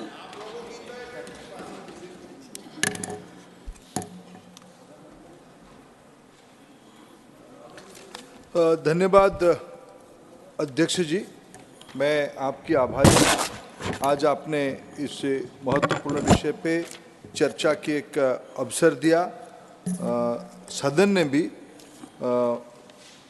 कुल 12 माननीय सदस्यों ने आपकी अनुमति से इस डोला सेन जी से लेकर प्रशांत नंद जी तक, बीच में आदरणीय जनजाति विकास विभाग के मंत्री अर्जुन मुंडा जी ने, सभी ने इस बिल को समर्थन किया और इस महत्व उद्देश्य आंध्र रीऑर्गेनाइजेशन एक्ट में जो प्रतिबद्धता थी सरकार की, एक university, tribal university, central tribal university Andhra और तेलंगाना में बने। तेलंगाना, आंध्र में तो बन चुकी है, उसकी कैंपस भी शुरू हो गई है। अभी अभी वहाँ की स्थायी कैंपस के लिए हमने प्रारंभ में कहा कि उसकी फाउंडेशन स्टोन देने का हमें अवसर मिला, सौभाग्य मिला। ऐसे ही तेलंगाना सरकार के अगर सही समय में सहयोग होता तब ये यूनिवर्सिटी अभी तक रूप ले चुका होता। उन्होंने लंबे समय तक लैंड देने में विलंब किया, इसीलिए इसकी इम्प्लीमेंटेशन में देरी हुई, लेकिन देर सही दुरुस्त हुआ। अभी आज की आपके अनुमोदन के बाद जब आदरणीय राष्ट्रपति जी इसकी स्वीकृति देंगे, जल्द ही यूनिवर्सिटी खोलने की सारे प्रक्रिया को पूरा कर लिया जाएगा। निश्चित रूप में एक देश में ये राष्ट्रीय इंस्टीट्यूशन, नेशनल इंस्टीट्यूशन करके आगे बढ़ेगा। ये हम सभी के लिए सुखद अवसर होगी। हमारी देश की जनजाति विषयों के बारे में विशेष अध्ययन करने का ये विश्वविद्यालय अपनी दायित्व निभाएगा। अध्यक्ष जी, जब सभी माननीय सदस्यों ने अनेक प्रकार के विषयों को उठाया है, मैं सभी को आभार करता हूं। एक दो मित्रों की समान प्रकार की विषय रही है। कुछ मित्रों की डोला सेन जी ने अपने विषय को उठाते हुए शायद जो मूल विषय से भटक के और कहीं चली गई, लेकिन मैं आपकी अनुमति हो तो एक विषय उदाहरण देना चाहूँगा। जिस अभी तो मेरे बहन डोला जी रहती तो उनको अच्छा होता, लेकिन सुन भी रहे होंगे और उसको बाद में रिएक्ट भी कर सकते हैं। लेकिन मैं एक तथ्य आज उन्होंने सदन में उठाई, तो मैं एक तथ्य आपके माध्यम से उपसभापति जी आज सदन में रखना चाहूँगा। उन्होंने कहा ये सरकार नेशनल एजुकेशन पॉलिसी के तहत इतिहास को पुनर्लिखन करने का प्रयास कर रही है। शायद उन्होंने पूरा सब विषय को समझी नहीं। मैं दो विषय उल्लेख करना चाहूँगा। इस बीच में वो जो पार्टी से आते हैं, उस पार्टी के जो सरकार चलती है, तृणमूल की सरकार चलती है बंगाल में। बंगाल ने एक विकल्प नीति बनाने का प्रयास किया। हम भी बड़े उत्सुकता से था देख रहे हैं, देश में एक सर्वसम्मति से नेशनल एजुकेशन पॉलिसी बनी, लेकिन उनकी क्या ऐसे मन में और क्या विषय आई है, उन्होंने विकल्प नीति बनाया। उपसभापति जी, उनकी मसौदा को अभी हमने जब सामने आया मैंने उसको पढ़ा, हमारी कुछ विशेषज्ञों को बिठा के भी पढ़ाया। साहब 99% जो राष्ट्रीय शिक्षा नीति की परामर्श है उसी परामर्श को उन्होंने भी हूबहू अपनाया है। शायद भाषा में कुछ परिवर्तन हुआ, भाषा की विविधता है और मेरे प्रधानमंत्री जी इस विषय में बड़े आग्रही रहते हैं। हम जितना लोक भाषा में जाए, स्थानीय भाषा में जाए, भाषा को लेके कोई आपत्ति नहीं है, मूल विषय और तत्व पहुंचने चाहिए। मैं आज खुशी से कह रहा हूं, बंगाल की जो तथाकथित प्रयास हुई और कुछ राज्यों के अन्य मित्रों ने प्रयास कर रहे हैं, अंततः सभी को राष्ट्रीय शिक्षा नीति की तहत आना पड़ रहा है। मैं ये सुखद जानकारी हाउस में भी देना चाहता हूं, बंगाल ने भी 99% राष्ट्रीय शिक्षा नीति का कॉपी ही किया है, धन्यवाद उनको। उन्होंने और एक बात कही है कि इतिहास को आप पुनर्लिखन करते हो, नहीं हम ऐसा नहीं करते हैं।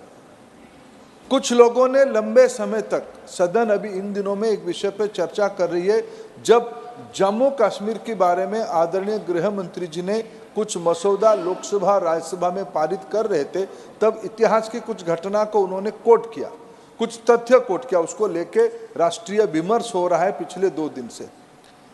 उपाध्यक्ष जी जानबूझ के कुछ एक तत्व ऐसे एक सामंतवादी मानसिकता में ग्रस्त हो गए थे आजादी के उपरांत, जैसे ही वही देश है, उन्हीं की खानदानी देश की मालकियत रखती है, ऐसे परंपरा, ऐसे कुछ लक्षण देश के कुछ अन्य राज्यों में भी दिखने को मिलता है। जैसे 1-2 फैमिली ही उस राज्य की मालकियत उनके पास है, जैसे एक देश एक घर की परिवारवाद में चलता है, लेकिन तथ्य तो ऐसे नहीं कहते था।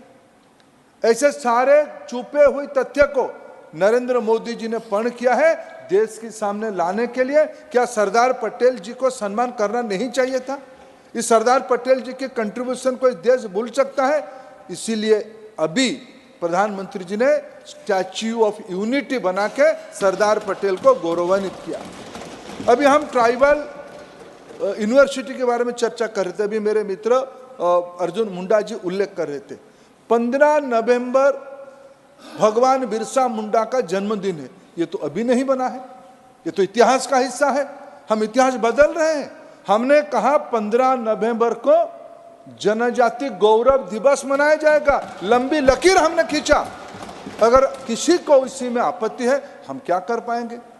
प्रजातंत्र में लोगों ने प्रधानमंत्री नरेंद्र मोदी जी को आशीर्वाद किया, 2 बार कर चुके हैं, किसी के मन में संदेह नहीं कि तीसरी बार किसको मिलेगा। तीसरे बार भी मोदी गारंटी ही होगा। इसीलिए ये मैंडेट देश की इतिहास को छोटा करने के लिए नहीं, देश के इतिहास को बड़ा करने में लगा है, लंबी लकीर खींचने के लिए हम लगे हैं। अध्यक्ष जी, उपाध्यक्ष जी, कई विषय में चर्चा करते हुए ये विषय सामने आया कि भाई देश में, सुबह भी चर्चा हुई, कई सदस्यों ने उसको भी उल्लेख किया कि भाई देश में विशेष करके SC, ST, OBC के बच्चे उच्च शिक्षण संस्थान में ड्रॉप आउट हो जाते हैं। भारत सरकार की सेंट्रल यूनिवर्सिटी, IIT, IIM ऐसे संस्थाओं की नाम लिया गया। उपाध्यक्ष जी, मैं एक तथ्य आपके माध्यम से सदन में ऑन रिकॉर्ड रखना चाहता हूं। पिछले 5 साल की हमने एक एनालिसिस किया है, 5 साल की, जितने बच्चे एडमिशन लेते हैं, अगर मैं IIT को ही कोट करूं, IIT की स्टूडेंट्स जनरल कैटेगरी में 2,66,433 ये एडमिशन लिए, मैंने दाखिला लिए हैं, 5 साल की क्यूमुलेटिव फिगर, और 5 साल में ड्रॉप आउट 4,081 हुए, 1.53%। OBC में 1.51% ड्रॉप आउट हुए हैं, SC में 1.47, ST में 1.29। ये IIT सर्वोत्तम संस्थान में है। ये क्यों होता है अध्यक्ष जी, उपाध्यक्ष जी? जब हमने एक मद्रास चेन्नई IIT की एक डिटेल स्टडी करवाया, उसमें पाया, सुबह मैंने प्रश्नोत्तर के समय में उसको कहा था कि कई सारे विद्यार्थियों को अदर ऑप्शन मिल जाता है। चेन्नई IIT में पिछले 10 साल में जितने बच्चे एडमिशन लिए थे, उसमें से 44 बच्चे ड्रॉप आउट हुए 10 साल में। 44 बच्चे जब ड्रॉप आउट हुए हैं इनके कारण हमने ढूंढा क्यों ड्रॉप आउट हुए हैं। उनमें से 60% बच्चों को और कोई इंस्टीट्यूशन में दाखिला का अवसर मिल गया, यहाँ तो ड्रॉप आउट में दिखाया गया, लेकिन उनको कोई उन पढ़ाई से बाहर नहीं चले गए, वो पढ़ाई के अंदर रहे, उनकी सुविधा उनके मन के हिसाब से और कोई इंस्टीट्यूशन में गए।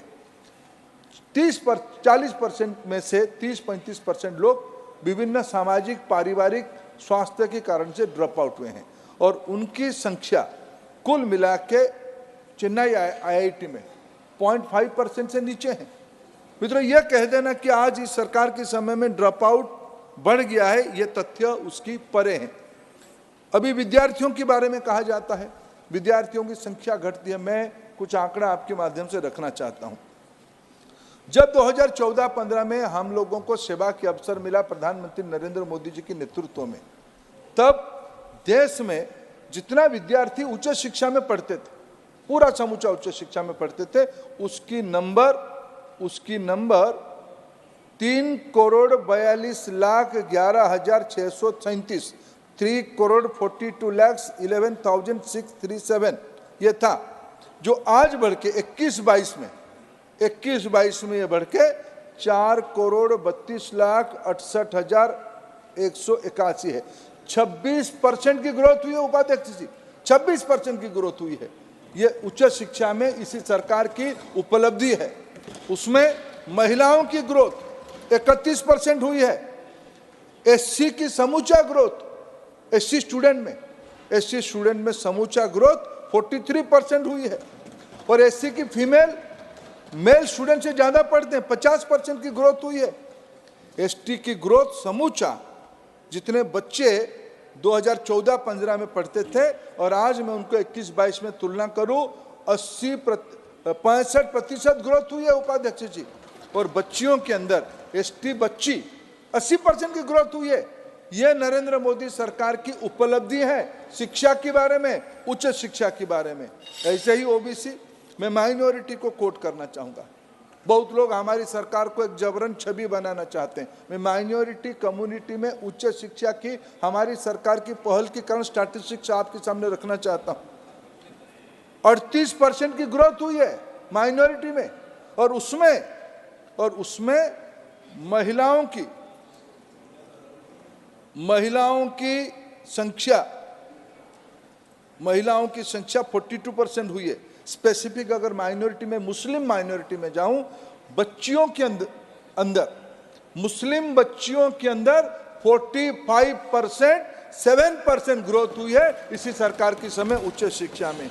ये आज हमारी सरकार की उपलब्धि है। उपाध्यक्ष महोदय, अगर कई मित्रों ने हमको इस विषय पे परामर्श दिया कि आपकी सरकार के समय में जो पद है वो रिक्त है, लेकिन तथ्य उपाध्यक्ष महोदय ऐसा नहीं कहता है। मैं आपके माध्यम से इस सदन में रखना चाहता हूं। 2018-19 तक इस देश में जो उच्च शिक्षण संस्थान थे, उसमें सामाजिक न्याय के तहत एससी, एसटी, ओबीसी रिजर्वेशन दिखावे के लिए था, पॉलिसी में था, कोई मैंडेटरी नहीं था, कोई बाध्यता नहीं था। और विचित्र बात था, एक बार विज्ञापन कर दो, एससी एसटी की विद्यार्थी के अंदर योग्य व्यक्ति नहीं मिलेंगे प्राध्यापक के लिए, प्रोफेसर के लिए, तब उसको एक इंटरव्यू के बाद उसको जनरल में कन्वर्ट कर दो।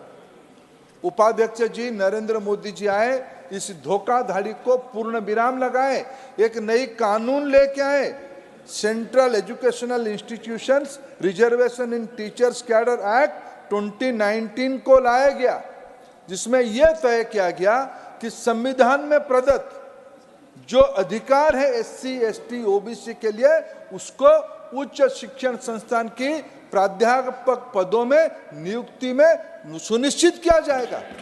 यह पहली बार 75 साल की आजादी के उपरांत पहली बार जो लोग विभिन्न राज्यों में सरकारों में हैं, एससी एसटी की गांव में एक पूजा घर बना दिए, अरे वाह, कसीदे की पहाड़ बना देते हैं। उन राज्यों में तो ओबीसी मैं उपाध्यक्ष जी आज आपकी अनुमति से एक विषय कहता हूं, मेरे को मन में पीड़ा है, इसलिए आपके माध्यम से मैं बाहर कहूं तो गाली भी मिल जाता है, मेरे को अना प्रकार की गाली मिल जाती है आपके संरक्षण में। मैं इस विषय में जिस राज्य से आता हूं, आपको सुनने में आश्चर्य होगा, ये कान आपके विश्वास नहीं करेगा। देश की सभी राज्यों ने, अमूल चूल सभी राज्यों ने देश में ओबीसी रिजर्वेशन लागू किया है। एक छोड़ के, मेरे गृह राज्य छोड़ के सभी राज्यों ने शिक्षण संस्थान में, नौकरी में ओबीसी रिजर्वेशन संविधान की जो अधिकार हुआ दिया है, हमारे राज्य में नहीं है। यह विसंगति है। इसलिए इस सारे विषय को ध्यान में रखते मोदी जी ने 2019 में एक एक्ट, सर्वे का साथ कोई संपर्क नहीं है, आप बड़े ज्ञानी हो, दयापूर्वक मैं उलझना नहीं चाहता हूं, मैं पीड़ा कहना चाहता हूं। आपको मेरे को छोटा करना है, निंदित करना है, आप कर सकते हैं, बड़े आदमी और रसूखदार हो, लेकिन कृपा करके सत्य को सामना करने का अभ्यास सबको करना चाहिए। यह सदन इसीलिए है। मैंने भी सुना, मैं सेंट्रल यूनिवर्सिटी कोरापुट के उत्तर अवश्य दूंगा, लेकिन जो विषय है ओबीसी की संविधान अधिकार, एससी की संवैधानिक अधिकार, एसटी की संविधान अधिकार, यह किसी की अधिकार नहीं है वंचित करने का। आज नरेंद्र मोदी जी ने उस अधिकार को सुनिश्चित किया है। उपाध्यक्ष महोदय, नियुक्ति में मैं एक तुलनात्मक तथ्य देना चाहता हूं। हमें बहुत नसीहत दिया जाता है, मैं एक तुलनात्मक तथ्य आपके सामने रखना चाहता हूं। 2005 से 14 किनके हाथ में शासन की दायित्व था, कहने की आवश्यकता नहीं है। और 14 से आज तक अगर IIT, NIT, triple IT, central university, triple IT, IISER, ये सारे में अगर मैं आपके सामने तथ्य रखूं, पिछले 2005 और 14 के अंदर 9113 अपॉइंटमेंट हुए थे। उसकी तुलना में पिछले 9 सालों में 21,145 अपॉइंटमेंट हुए हैं। ये हमारी नियुक्ति में एक्ट हमने लाया, संवैधानिक अधिकार को सुरक्षित किया, और सब ये तथ्य हम आपके सामने रख रहे हैं। हमने कैसे विशेष करके समाज की दलित तबके को, एससी, एसटी, ओबीसी, वंचित वर्गों के लिए यह सरकार प्रतिबद्ध है। इसीलिए मेरे प्रधानमंत्री कहते हैं देश में 4 जाति है, महिला, युवा, गरीब और किसान। और ये जो नीतियां हमने आपको पढ़ाया, तथ्य दिया, इसमें सारे वर्गों की पिछले 9 सालों में क्रमशः बढ़ोतरी हुई है। ये पिछले 9 सालों की सरकार की उच्च शिक्षा में उपलब्धि हुई है। उपाध्यक्ष महोदय, ऐसे ही नहीं हुआ है, ऐसे ही नहीं हुआ है। ये मैंने सुबह भी कहा था, अध्यक्ष जी ने आदेश दिया तो मैं एक तथ्य रखा था, और डोला जी की प्रश्न का भी उत्तर तब उन्होंने पूछा तो मैंने दिया। 13-14 में जीडीपी के 3.84 एक्सपेंडिचर होता था, परसेंटेज एक्सपेंडिचर होता था। आज वो बढ़ के लगभग 1% उससे बढ़ के 4.64 हुआ है। ये हमारी सरकार की एजुकेशन की इन्वेस्टमेंट की ये कमिटमेंट है, ये हमने बढ़ाई है। केवल इतना नहीं, पिछले 9 सालों में 8 आईआईएम, 7 नए आईआईटी, 3 नए आईजर, 16 नए ट्रिपल आईटी, 1 नया एनआईटी और 7 सेंट्रल यूनिवर्सिटी खोलने के हम लोगों ने दायित्व लिया है। और आज इसीलिए उसी सीढ़ी कड़ी को आगे बढ़ाते हुए आज देश में राष्ट्रीय शिक्षा नीति लागू किया गया है। अभी इन दिनों में ये बात सही है, कोरापुट सेंट्रल यूनिवर्सिटी के बारे में चर्चा करते हुए मेरे परम आदरणीय बड़े भाई प्रशांत नंद जी ने कुछ मूलभूत विषय उठाया, उनका आर्गुमेंट सही है। ये जो यूनिवर्सिटी को हम ट्राइबल यूनिवर्सिटी कहते हैं या ट्राइबल इलाका में जो यूनिवर्सिटी बनता है, ये दोनों अलग है या परिपूरक है? उन्होंने कहा कि मेरे दृष्टि से परिपूरक है, कॉम्प्लीमेंट्री है, वो एक जैसा है। मैं उनके साथ सहमत हूँ, वास्तविकता वही है। जिस ट्राइबल यूनिवर्सिटी के नाम पे हम जिसको जानते हैं उसमें सिर्फ ट्राइबल स्टूडेंट पढ़ेंगे ऐसा नहीं है। ट्राइबल विषयों के बारे में ज़्यादा उसमें अध्ययन होगा, रिसर्च किया जाएगा। ट्राइबल इलाका में होगा तो वहाँ की लड़के ज़्यादा पढ़ेंगे, तो तो उनकी शिक्षा में विकास होगा। ऐसे ही हमारी राज्य कोरापुट में, मैं जिस राज्य से आता हूं कोरापुट में एक सेंट्रल यूनिवर्सिटी है, उसमें हिस्टोरिकल रीजन से जिनके हाथ में प्रारंभिक दिनों में बागडोर पड़ी, ऐसे ऐसे लोगों को नियुक्तियां किया गया, जिसके कारण उसमें जो प्रोफेसर, एसोसिएट प्रोफेसर और असिस्टेंट प्रोफेसर की नियुक्ति होने की आवश्यकता थी, वहां नहीं हो पाई। लेकिन इन दिनों में 87 पोस्ट की इंटरव्यू प्रोसेस कंप्लीट हो चुका है पिछले साल भर के अंदर। कुछ हाई कोर्ट की इंटरवेंशन के कारण, कुछ टिप्पणी के कारण वो प्रक्रिया जारी है। इंटरव्यू पूरा हो गया है, जल्द ही उस काम को पूरा कर लिया जाएगा, उनकी बातों की उत्तर उसमें से आ जाएगी। उपाध्यक्ष जी, मैंने राष्ट्रीय शिक्षा नीति को उल्लेख किया। देश में पहली बार आयु 3 से पढ़ाई का रचना शुरू की गई। पहले हमारी क्लास 1 यानी 5 या 6 साल की उम्र में पढ़ाई होती थी। पोषण की दृष्टि से भारत सरकार और राज्य सरकारों के साथ मिलकर पहल करते हुए हम लोगों ने आंगनवाड़ी केंद्र के माध्यम से बच्चों को संभालते थे। लेकिन राष्ट्रीय शिक्षा नीति बनाने वाले टोली ने पहली बार कहा कि अभी बच्चे की जो आयु की विकास 3 साल से 8 साल के अंदर, इसी 5 साल के अंदर उसकी पूर्णांग विकास हो जाता है। 85% ब्रेन डेवलप उसी समय हो जाता है। इसीलिए बाल बाटिका की रचना पहली बार देश में राष्ट्रीय शिक्षा नीति ने शुरू की गई। बाल बाटिका 1, 2, 3 आयु वर्ग 3, 4, 5 में पहली बार उनको पढ़ाई में जोड़ा नहीं जाएगा, उनको खेल में जोड़ाया जाएगा, कहानी में जोड़ाया जाएगा, खिलौना में जोड़ाया जाएगा, जादुई पिटारा लेके आया गया है, उनको टीचिंग लर्निंग मटेरियल देने की काम शुरू हो गई है। उच्च शिक्षा में अनुसंधान को महत्व दिया जा रहा है। उच्च शिक्षा में और स्कूली शिक्षा में स्किल को महत्व दिया जा रहा है। भाषा के बारे में आज इस सदन ने पर्याप्त मात्रा में चर्चा किया है। भाषा पहले हमारे देश में राजनीति की विषय बनती थी। एक भाषा को दूसरे भाषा के खिलाफ लड़वाने को काम किया जाता था। यही तो मैकॉले ने 1835 में सोचा था। आज भी सदन में कुछ झंकार ऐसे हुई, ये लोग गैर हिंदी है, सारे भारतीय भाषा राष्ट्रीय भाषा है। ये माननीय प्रधानमंत्री जी का ऐलान है, ये घोषणा है। कोई भाषा किसी से कम नहीं है। और केवल ये 22 शेड्यूल लैंग्वेज नहीं है।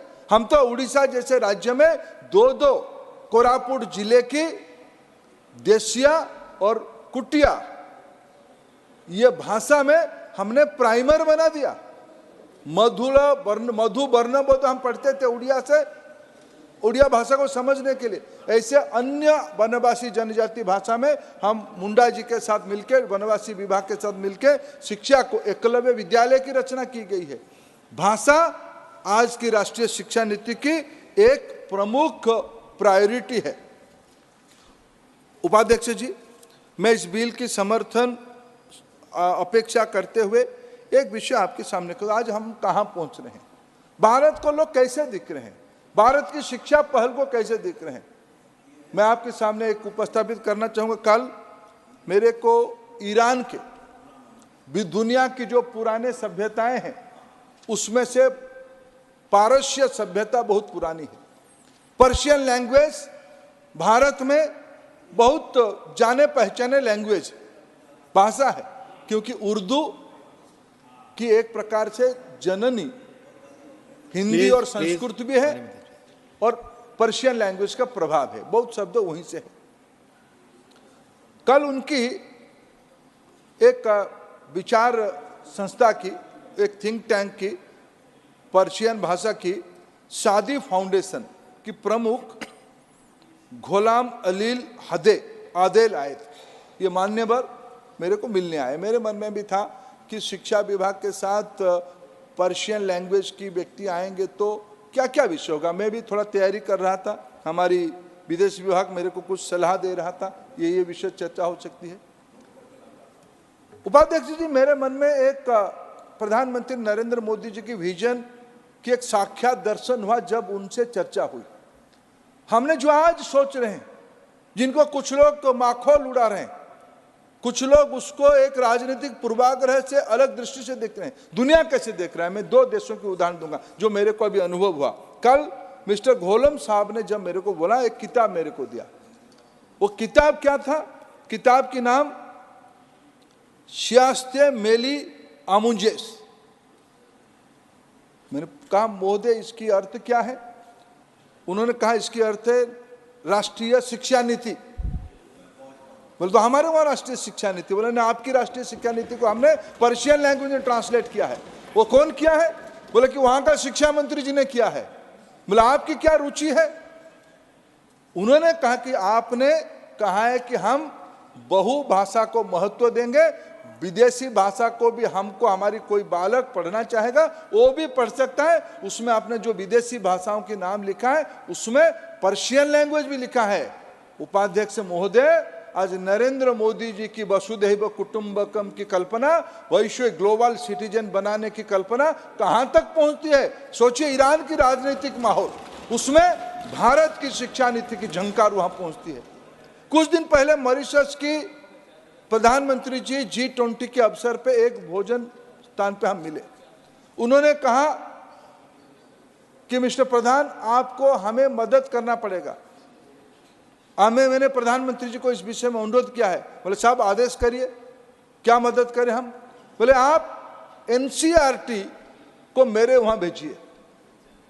NCERT जैसे, अच्छा उनके मन में NCERT की कल्पना क्या है? ये भारत की जो बौद्धिक ताकत बनी है, हम सभी जो जिसकी उपज है, वो कहते हैं कि NCERT के मूल ज्ञान भंडार के कारण बनी है। हमें मॉरिशस में NCERT की हूबहू व्यवस्था चाहिए।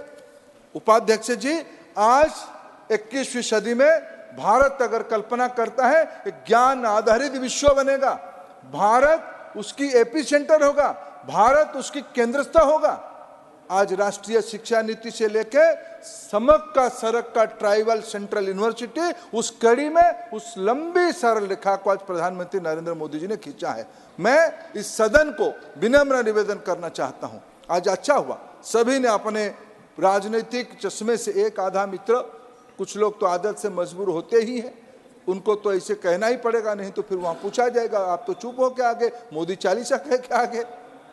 अब इसीलिए उनको कहना पड़ा होगा। उनको मैं उनकी मन की बात, उनकी स्थिति को समझ सकता हूं, लेकिन सभी ने, जिन सभी महानुभावों ने इसको समर्थन किया, सभी ने इसको सच में समर्थन किया। देश की मिजाज बदला है। यही समय है, सही समय है विश्व के सामने एक नया मानक प्रस्तुत करने के लिए। हमारी समक का सरक का सेंट्रल ट्राइबल यूनिवर्सिटी उसकी द्योतक है। मैं इसी बिल पे समर्थन भिक्षा करके आपसे मेरे वाणी को विराम देने का अनुमति चाहता हूं। बहुत to one. It's a point of order, sir. I have to take it, sir. Yes, please. देखिए सर, मैंने माननीय मंत्री जी को उनके वक्तव्य में टोका नहीं। सीनियर मिनिस्टर मेरे स्टेट को बिलोंग करते हैं, मगर उनकी एक टिप्पणी उड़ीसा राज्य के बारे में थी और ये रिकॉर्ड स्ट्रेट करना बहुत ज़रूरी है, क्योंकि सदन में कई सदस्य हैं जो शायद वास्तविकता से परे हों, तो ये वास्तविकता भी उड़ीसा के बारे में जाना आवश्यक है। I'll just take 2 minutes and I'll conclude because record should be made straight. Please be brief. Sure. माननीय अध्यक्ष महोदय, माननीय मंत्री जी ने कहा कि उड़ीसा राज्य ओबीसी का जो रिजर्वेशन है वो इंप्लीमेंट नहीं करता है, बाकी सारे राज्य करते हैं। मैं इससे संपूर्ण तरह से असहमत हूं और इसका कारण मैं बताता हूं।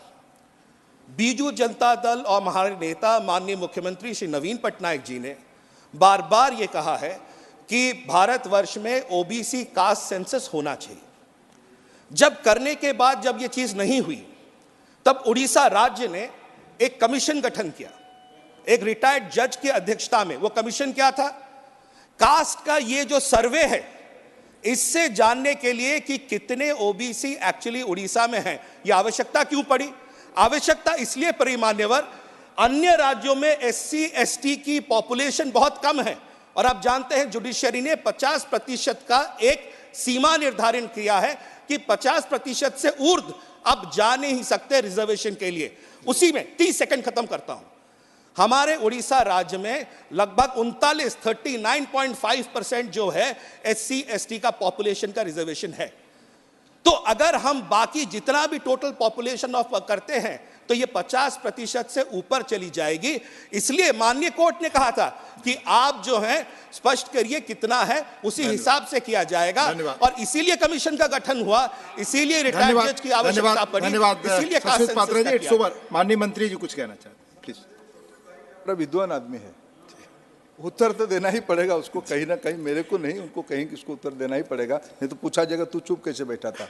मेरे परम आदरणीय आप उत्तर दे देंगे, इसके बाद हम आगे बढ़ेंगे क्रम में। जी सर। सर देखिए, ना पॉइंट था ना ऑर्डर था, मेरे आदरणीय है, उसमें मैं नहीं जाता हूँ उसकी कॉन्स्टिट्यूशनलिटी पे, लेकिन जो विषय कहा गया सर, आप सामाजिक न्याय को देश में जो कुछ लोग आत्मसात किए और समझे, मैं मानता हूँ शायद मैं आप ही से प्रेरणा लेता हूँ। मैं प्रभात खबर के दिनों से सर 90 दशक दिनों से उसको पढ़ता हूँ।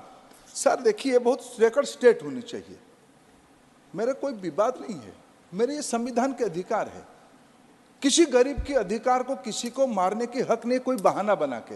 अगर एक फालासी में हम जाएं कि हमारे वहाँ 39% SC ST है, हम 50% से ऊपर नहीं जा सकते हैं, 11% तब भी बचता है, उसी को तो कम से कम OBC को दे देते हैं। एक दूसरा, ये जो एक पहेलिया बुझाया जाता है सब, सुप्रीम कोर्ट ने और हाई कोर्टों ने कहा पंचायत राज व्यवस्था में अर्बन बॉडी में जनगणना के आधार पे आप रिजर्वेशन दोगे। मंडल कमीशन ने चुनाव के बारे में नहीं कहा था, मंडल कमीशन की पैरवी था शिक्षा और नौकरी में आप 27% रिजर्वेशन दो। महाराष्ट्र जैसे कई राज्यों ने, उन्होंने अपने राज्यों में कमीशन बना के जस्टिफिकेशन देके उसको भी बढ़ाए। मैं तो उड़ीसा में चलो लाचार आदमी, उतना भी नहीं मांगता हूं। मेरे पिछले 3 दशकों से 11% के अधिकार को क्यों दबा के रखे हो, इतना ही मेरा गुहार है। मैं एक वेदना कहूं तो आपको फिर पॉइंट ऑर्डर ये क्या चाहे। धन्यवाद please. Now I will move further. No, the question is that the central universities amendment bill 2023 as passed by Lok Sabha be taken into consideration. Those in favor will please say aye.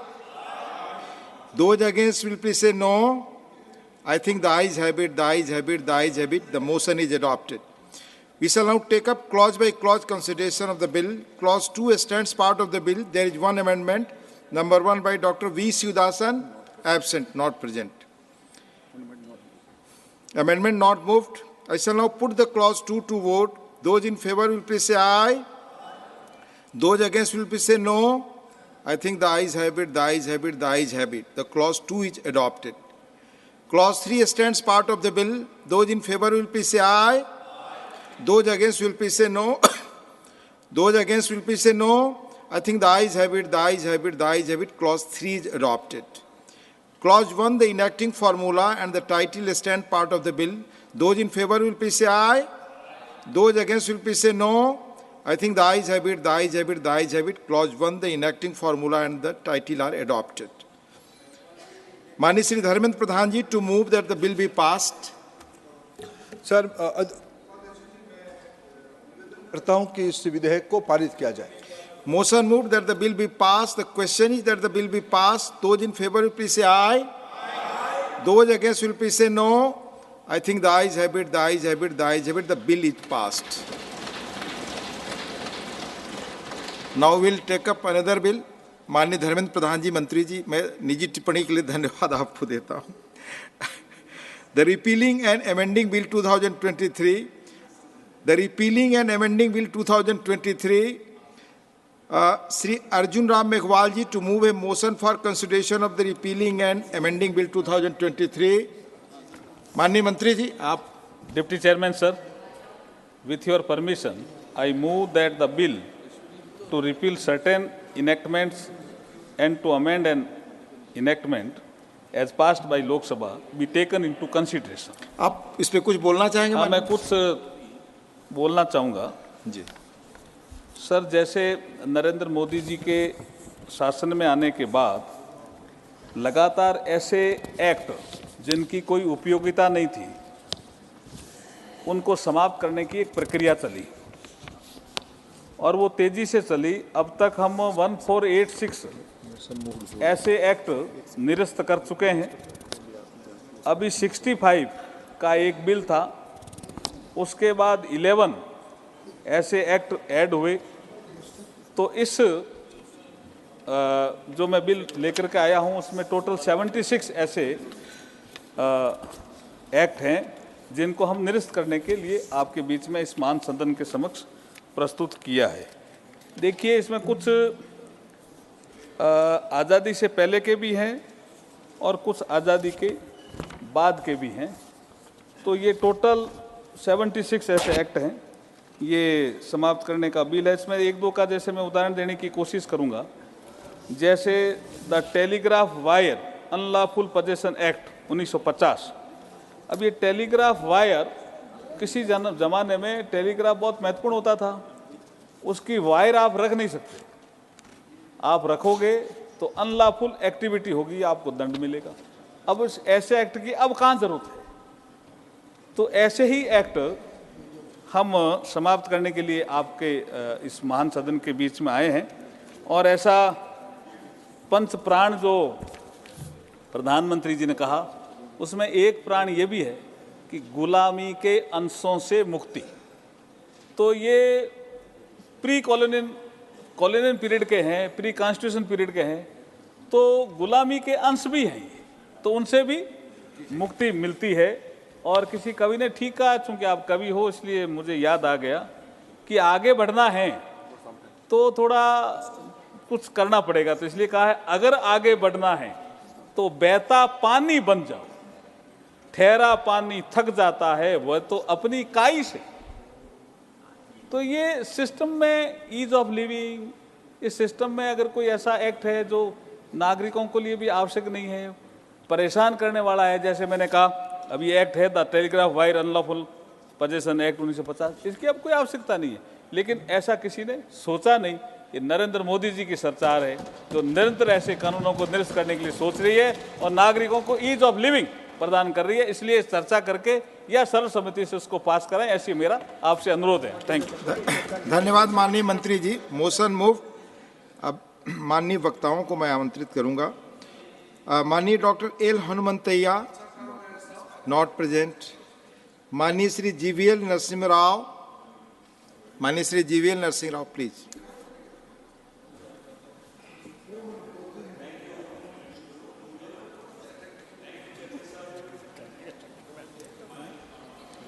Yes, mic, Mr. GVL Narsingh Rao, mic please. Mic is not on. Just wait for a minute.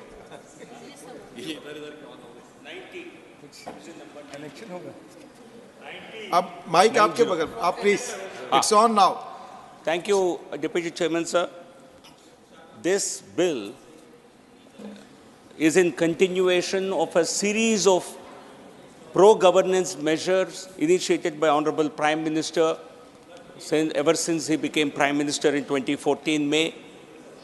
As soon as he took over the reins of office, a two-member committee was established to identify all acts that are all legislations that have no relevance in today's context.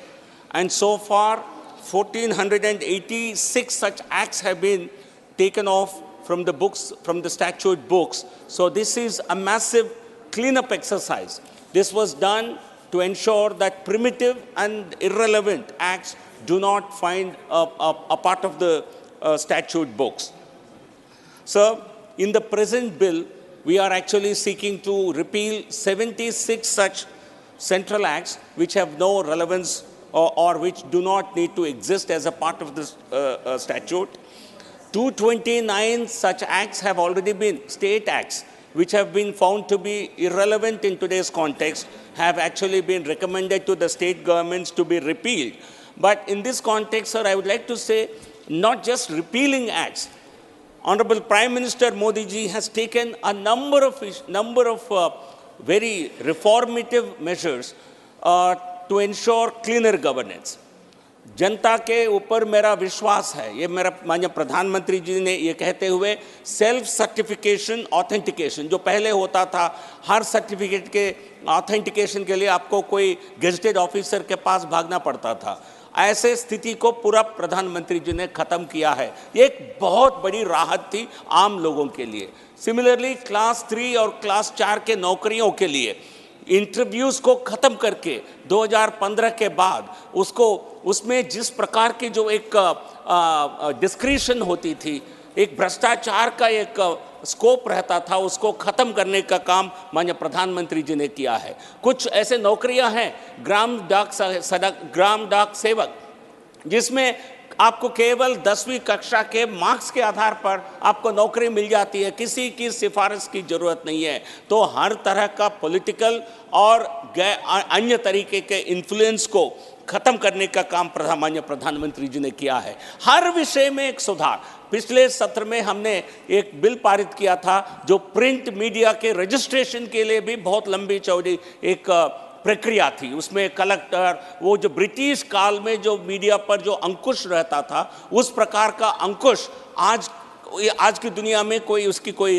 Relevance नहीं है, उसको खत्म करने का काम हमने किया है। सिमिलरली पिछले सत्र में हमने जन विश्वास एक्ट के बिल के जरिए हमने बहुत सारे कानूनों में जो क्रिमिनल प्रावधानें थी उसको खत्म करने का काम किया है। तो Prime Minister has fulfilled his commitment of minimum government and maximum governance. तो ये न्यूनतम सरकार, अधिकतम सुशासन, तो इसके जरिए जो देश की जनता ने इस पूरे प्रक्रिया को, माननीय प्रधानमंत्री जी के द्वारा जो प्रक्रिया को पूरी तरह समर्थन किया है, उसका नतीजा आपको हाल के चुनावों में भी नजर आए और भविष्य में बहुत जल्द 2024 के चुनावों के नतीजे में एक भव्य जीत के साथ फिर एक बार माननीय प्रधानमंत्री जी को देश के सत्ता संभालने का निर्णय देश की जनता कर चुकी है। तो इसका गवर्नेंस, प्रो गवर्नेंस और रिफॉर्म सबसे बड़ा एक कारण है। और ईज ऑफ डूइंग बिजनेस के साथ साथ ईज ऑफ लिविंग, आम नागरिक के जीवन में किस प्रकार उनकी जो जीवन में सरकार के द्वारा जो कष्ट झेलते हैं उसको कैसे खत्म किया जाए, सरकार के द्वारा ईज ऑफ लिविंग को कैसे बढ़ावा दिया जाए, इस प्रकार सामान्य मानवीय के जीवन में एक परिवर्तन लाना, एक मूलभूत परिवर्तन लाना माननीय प्रधानमंत्री नरेंद्र मोदी जी का एक लक्ष्य रहा है। और इस लक्ष्य को साधने में इसको अचीव करने में माननीय प्रधानमंत्री जी सफल हुए हैं। यही देश की जनता का आशीर्वाद का प्रमुख कारण है। ये कहते हुए मैं अपने वाणी को विराम देता हूं। बहुत बहुत धन्यवाद सर। धन्यवाद माननीय जीवीएल जी। माननीय श्री जवाहर सरकार जी, माननीय श्री जवाहर सरकार नॉट प्रेजेंट।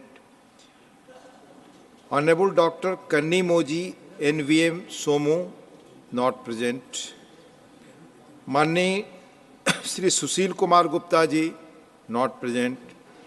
माननीय श्री मुजीबुल्ला खान जी प्लीज।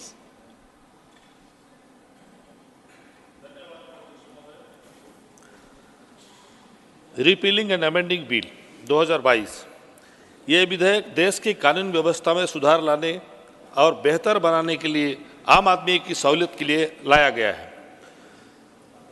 65 अप्रचलित कानून को निरस्त करने के लिए उद्देश्य से 2022 में तत्कालीन केंद्रीय मंत्री श्री किरण रिजिजू जी ने इसको लाया था लोकसभा में, और अभी वर्तमान हमारे कानून मंत्री श्री अर्जुन राम मेघवाल जी ने और 11 ऐड करने के बाद 76 कानूनों को निरस्त करने के लिए जो कुछ काम में नहीं आता है, आज ये बिल पेश किए हैं। 27/7/2023 को लोकसभा में ये विधेयक पारित कर लिया गया है। विधेयक के 3 अनुसूचियां हैं। पहली अनुसूची, इसमें वर्ष 1850 से 2020 के बीच अधिनियम 35 अधिनियम शामिल है। दूसरी अनुसूचित शेड्यूल जो है, इसमें वर्ष 2013 से 2017 के बीच अधिनियम 41 विनियोग अधिनियम शामिल है। तीसरी अनुसूचित विनियम अधिनियम जो है 2011 में एक माइनर संशोधन के साथ ये आया हुआ है। ये बिल जीवन जीने में आसानी और काम करने में आसानी सुनिश्चित करेगा। अप्रचलित अधिनियमों को निरस्त करने या के उद्देश्य से न्यूनतम सरकार और अधिकतम सरकार के दृष्टिकोण को पूरा करता है। वर्षों से जो कुछ जमा हुआ है उसे ठीक करने के लिए इस एक बार के प्रयास पर भरोसा करने के बजाय ऐसी स्थिति को रोकने के लिए आवश्यक उपाय करने के लिए भी गति का अवरोध किया जाना चाहिए। समय समय पर समीक्षा खंडों को कानून में शामिल किया जाना चाहिए। जैसे जैसे कानून अधिक स्पेसिफिक होते जा रहे हैं, स्थिति को कानून को संभालने के लिए इसको मेरा मानना यह है कि इस स्थिति के आसपास की परिस्थितियों को बदले जाने की बहुत जरूरी है और इसके जांच के भी बहुत जरूरी है। कानून के समय समय पर समीक्षा के लिए समाधानों की इफेक्टिवनेस और समस्याओं की प्रकृति के बारे में चर्चा की आवश्यकता होती है। इस प्रकार सबूत आधारित 3 निर्णय को बढ़ावा दिलाना जरूरी है। ये इसके माध्यम से किया जा सकता है।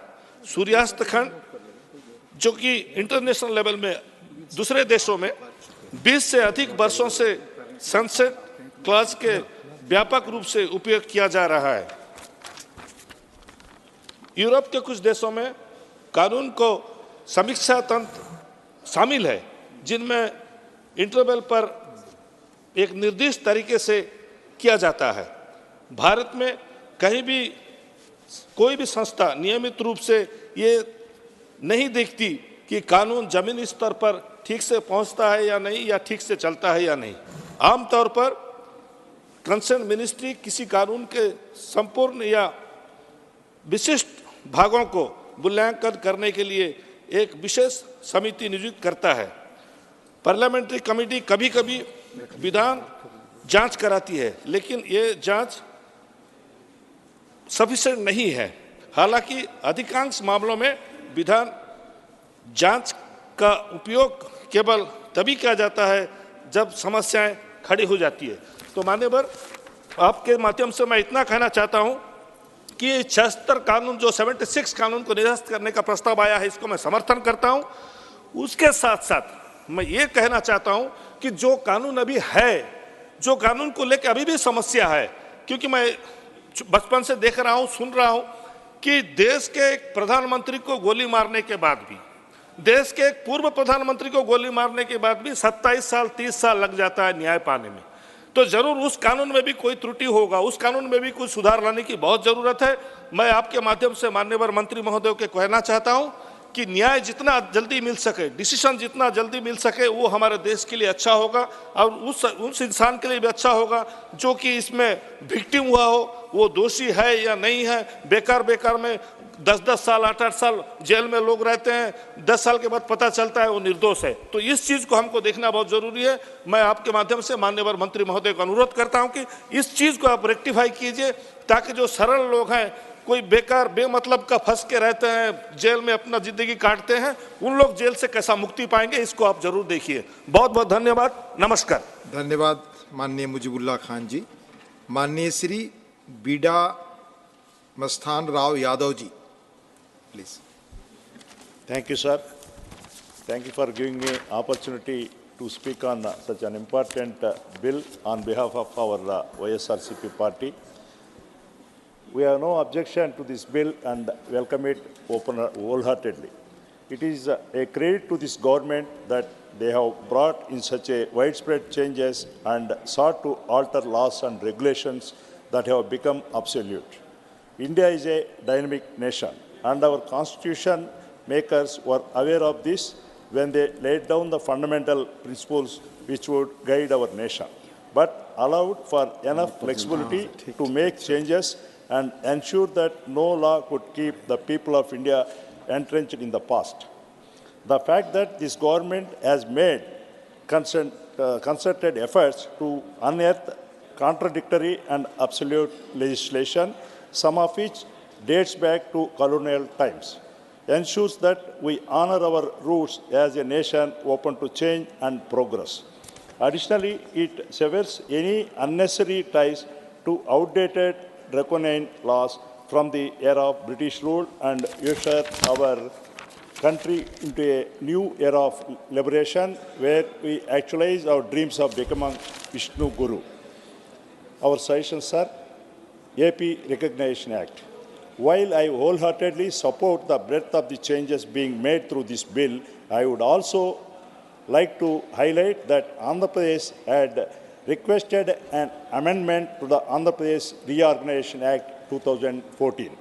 This has been brought to the attention of this House through multiple interventions, including private members' bill and through the government more directly through personal representation from honourable MPs and state leaders of Andhra Pradesh. We have requested that promises made under AP reorganization be actualized in a time-bound manner. There are several matters which till date have no end in sight.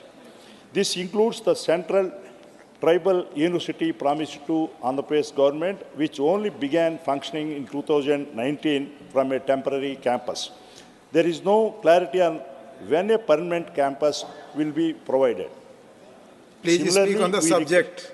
Sir? You speak on the subject, Masdar Naoji. No, this is also some amendment to a reorganization bill is required, sir. This is our humble request. It's good. Similarly, we request that special category status be provided to the state. Such a status would enable us to get a higher share in central grants and tax incentives, resulting in the reduction of financial burden on the AP government. It is required by AP because we have been fiscally struggling due to an unscientific bifurcation, wherein amongst numerous resources we lost our capital city also. Even the 15th Finance Commission has stated that given such a status is within the mandate of the centre to provide if it deems it necessary. I request that in face of new changes being brought by the government, this too be given due weightage. Additionally, the funds promised to AP for development projects should be handed over to our government in a smooth and efficient manner. Till date, many projects such as the Polvaram irrigation project are stuck halfway due to disputes over funding. This disrupts the intent and nature of the law, which was meant to provide developmental support to Telugu people. I request that these stipulations be reconsidered and the commitments made to us be legally Stanji, you know the rules. Yes, sir. You know the rules. You have to speak on this bill. You have to speak on this bill as per rules. There are a few laws which too need amendment because they are simply baffling and highly outdated considering our times. I would like to highlight the following. As per the Indian Aircraft Act 1934, any Indian citizen who flies balloons or kites without license is an offender. The House is well aware that flying kites is a common method of celebration and strong part of Indian cultural efforts, ethos, especially for children. While this is not usually implemented, it is the time this stipulation be removed. The Indian Treasure Trove Act of 1878 states that any treasure found under the soil which is equal to or more than 10 rupees has to be reported and shared with the government. If any person does not do so, they are liable to be arrested. This is vague and extremely confusing for the general public, and this can easily be misused by mischief makers to prosecute innocent citizens. On a more grave note, there are pressing laws that need urgent reform so as to prevent serious miscarriages of justice. This includes the Indian Penal Code and severe laws pertaining to the treatment of criminal. For example, as per Section 294 of the Indian Code... Please, your time is over. Your time is over. As per Section 294 of the Indian Penal Code, anyone who acts in your time is over. Conclusion, sir. I have already stated that I wholeheartedly, on behalf of our YSRC party, support the proposed bill. Thank you. My speech, I merely wish to point out certain inconsistencies which cannot be allowed to remain in the Thank you. Conclude. I am calling Manisri Kyar Suresh Reddy ji. Okay, sir. Manisri Kyar Suresh Reddy ji. The mic is on now. Yeah. Thank you, sir, for giving me this opportunity to speak on this, though considered a normal, routine bill, but with a lot of significance. The Honourable Minister, in his explanation of the bill, has very rightly stated that some of the bills which are outdated, antiquated, which have lost their relevance, need to be withdrawn, repealed. Well, that definitely is a good measure. It's a measure which can lessen the burden on the judiciary. It's a measure which can sharpen the bureaucracy and ultimately help the people at large. So any initiative in this regard, general help to the people is always welcome, and getting updated is a very good initiative, especially today and more so in the international forums. Having said that, having appreciated their initiative, you have to see the other side of the coin too, sir. When a bill is passed, the bill gets effective only after the rules are made. Now, when we see the bills, there are so many bills which have been passed where the rules are being pending, and the subordinate legislation goes through all this. And just the other day, we had a presentation of so many reports stating very clearly that the bill passed, the rules not being framed, and they have been delayed for a considerable period of time. Now, the onus lies on the Honorable Parliamentary Affairs Minister to look in this direction. While the government is reforming, the legislature, the Parliament also needs to rise to the occasion. While the government is reforming, the Parliament has even more bounded duty to realize its realism, because ultimately the laws are made here. So subordinate legislation is one area which needs your attention. Another most important aspect of any legislation, Deputy Chairman, sir, is how do you analyze the impact of it? The legislative impact assessment.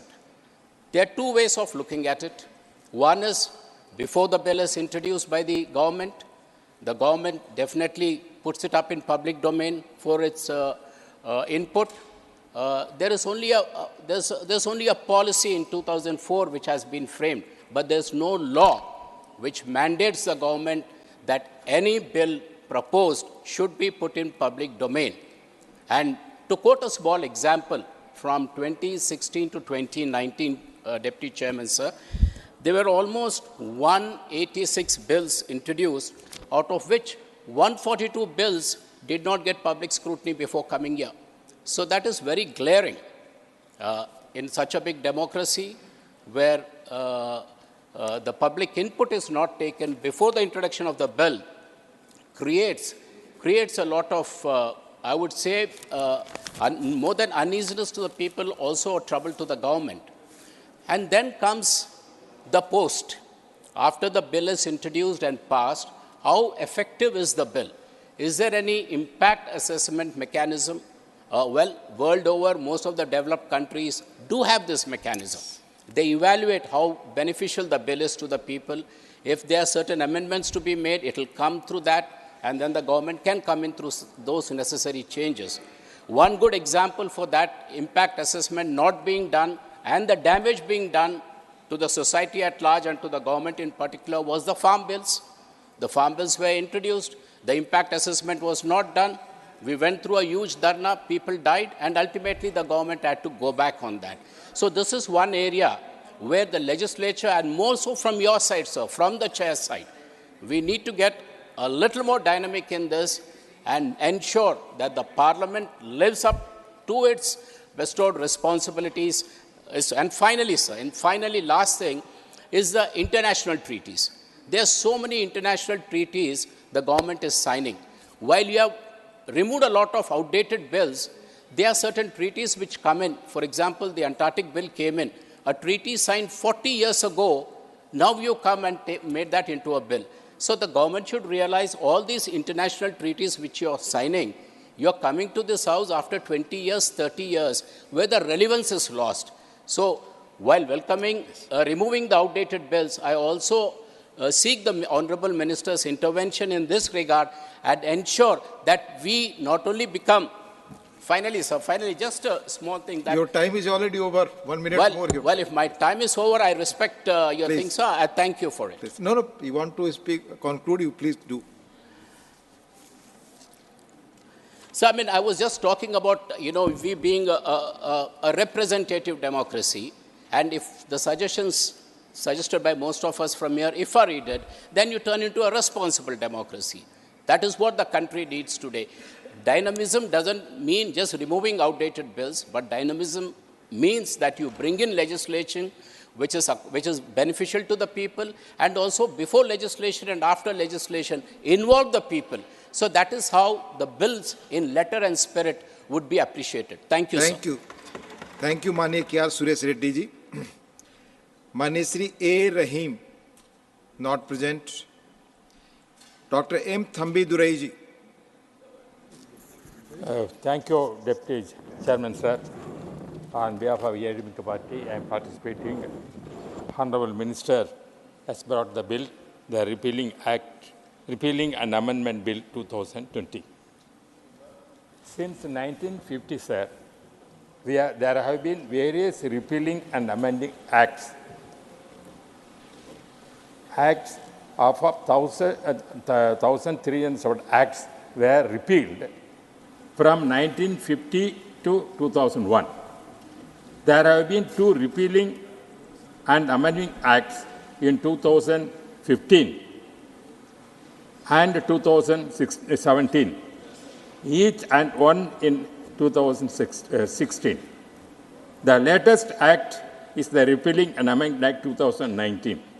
The act is a periodic measure taken by the legislature to repeal laws which are obsolete and defective. Sir, there is some kind of things we know that most of the acts are enacted the British period, the Parliament, that even though we are calling our Indian Constitution, still had whatever the British acted laws are still prevailing. It is there. Therefore, it is a part of that. There is one thing is, sir, there are simple of old, there may be old laws. Other countries also have old laws. But why they are repealing means the old laws not necessary. These old laws can be used to harass the people. Therefore, what is the necessity of this kind of acts? That is the rules. And also, sir, I want to bring to the Honorable Minister. Honorable Minister. Yes, Dr. Thambi Durai ji, please. Honorable Minister, I want to bring to his knowledge, because I want to say it's a very important issue. Sir, around 65 of cases are pending in Supreme Court. 4 million in high courts and 26 million in lower courts. So many cases are still pending. That is 40 million pending. Therefore, this kind of laws, when we are having so many laws, it is very difficult to overcome the problems of the clients. As our honorable member said very exactly, the laws are meant for the public, for democracy. For democratic spirit, we are bringing legislating laws. It must be useful for the people. If at all not useful, there is no use point. Therefore, in that sense, if Honorable Minister has brought this kind of amendment, these are old laws to repeal, they are appreciating that. I hope that the new laws, when we are old laws also, when we are removing that, if at all any relevancy is there in that laws also, that has to be modified and kept for the public way. We cannot simply remove all the laws because the British brought. That is my suggestion. Thank you, Dr. M. Thambi Durai ji. Mani Sri Mahesh Jethmalani ji. Mani Sri Mahesh Jethmalani ji, 3 minutes.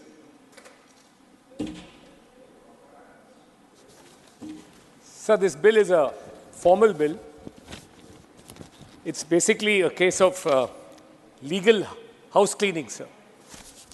Our legal go-down had become overfull with laws which are obsolete, some of which were pointed out by the previous speakers and the law minister in particular.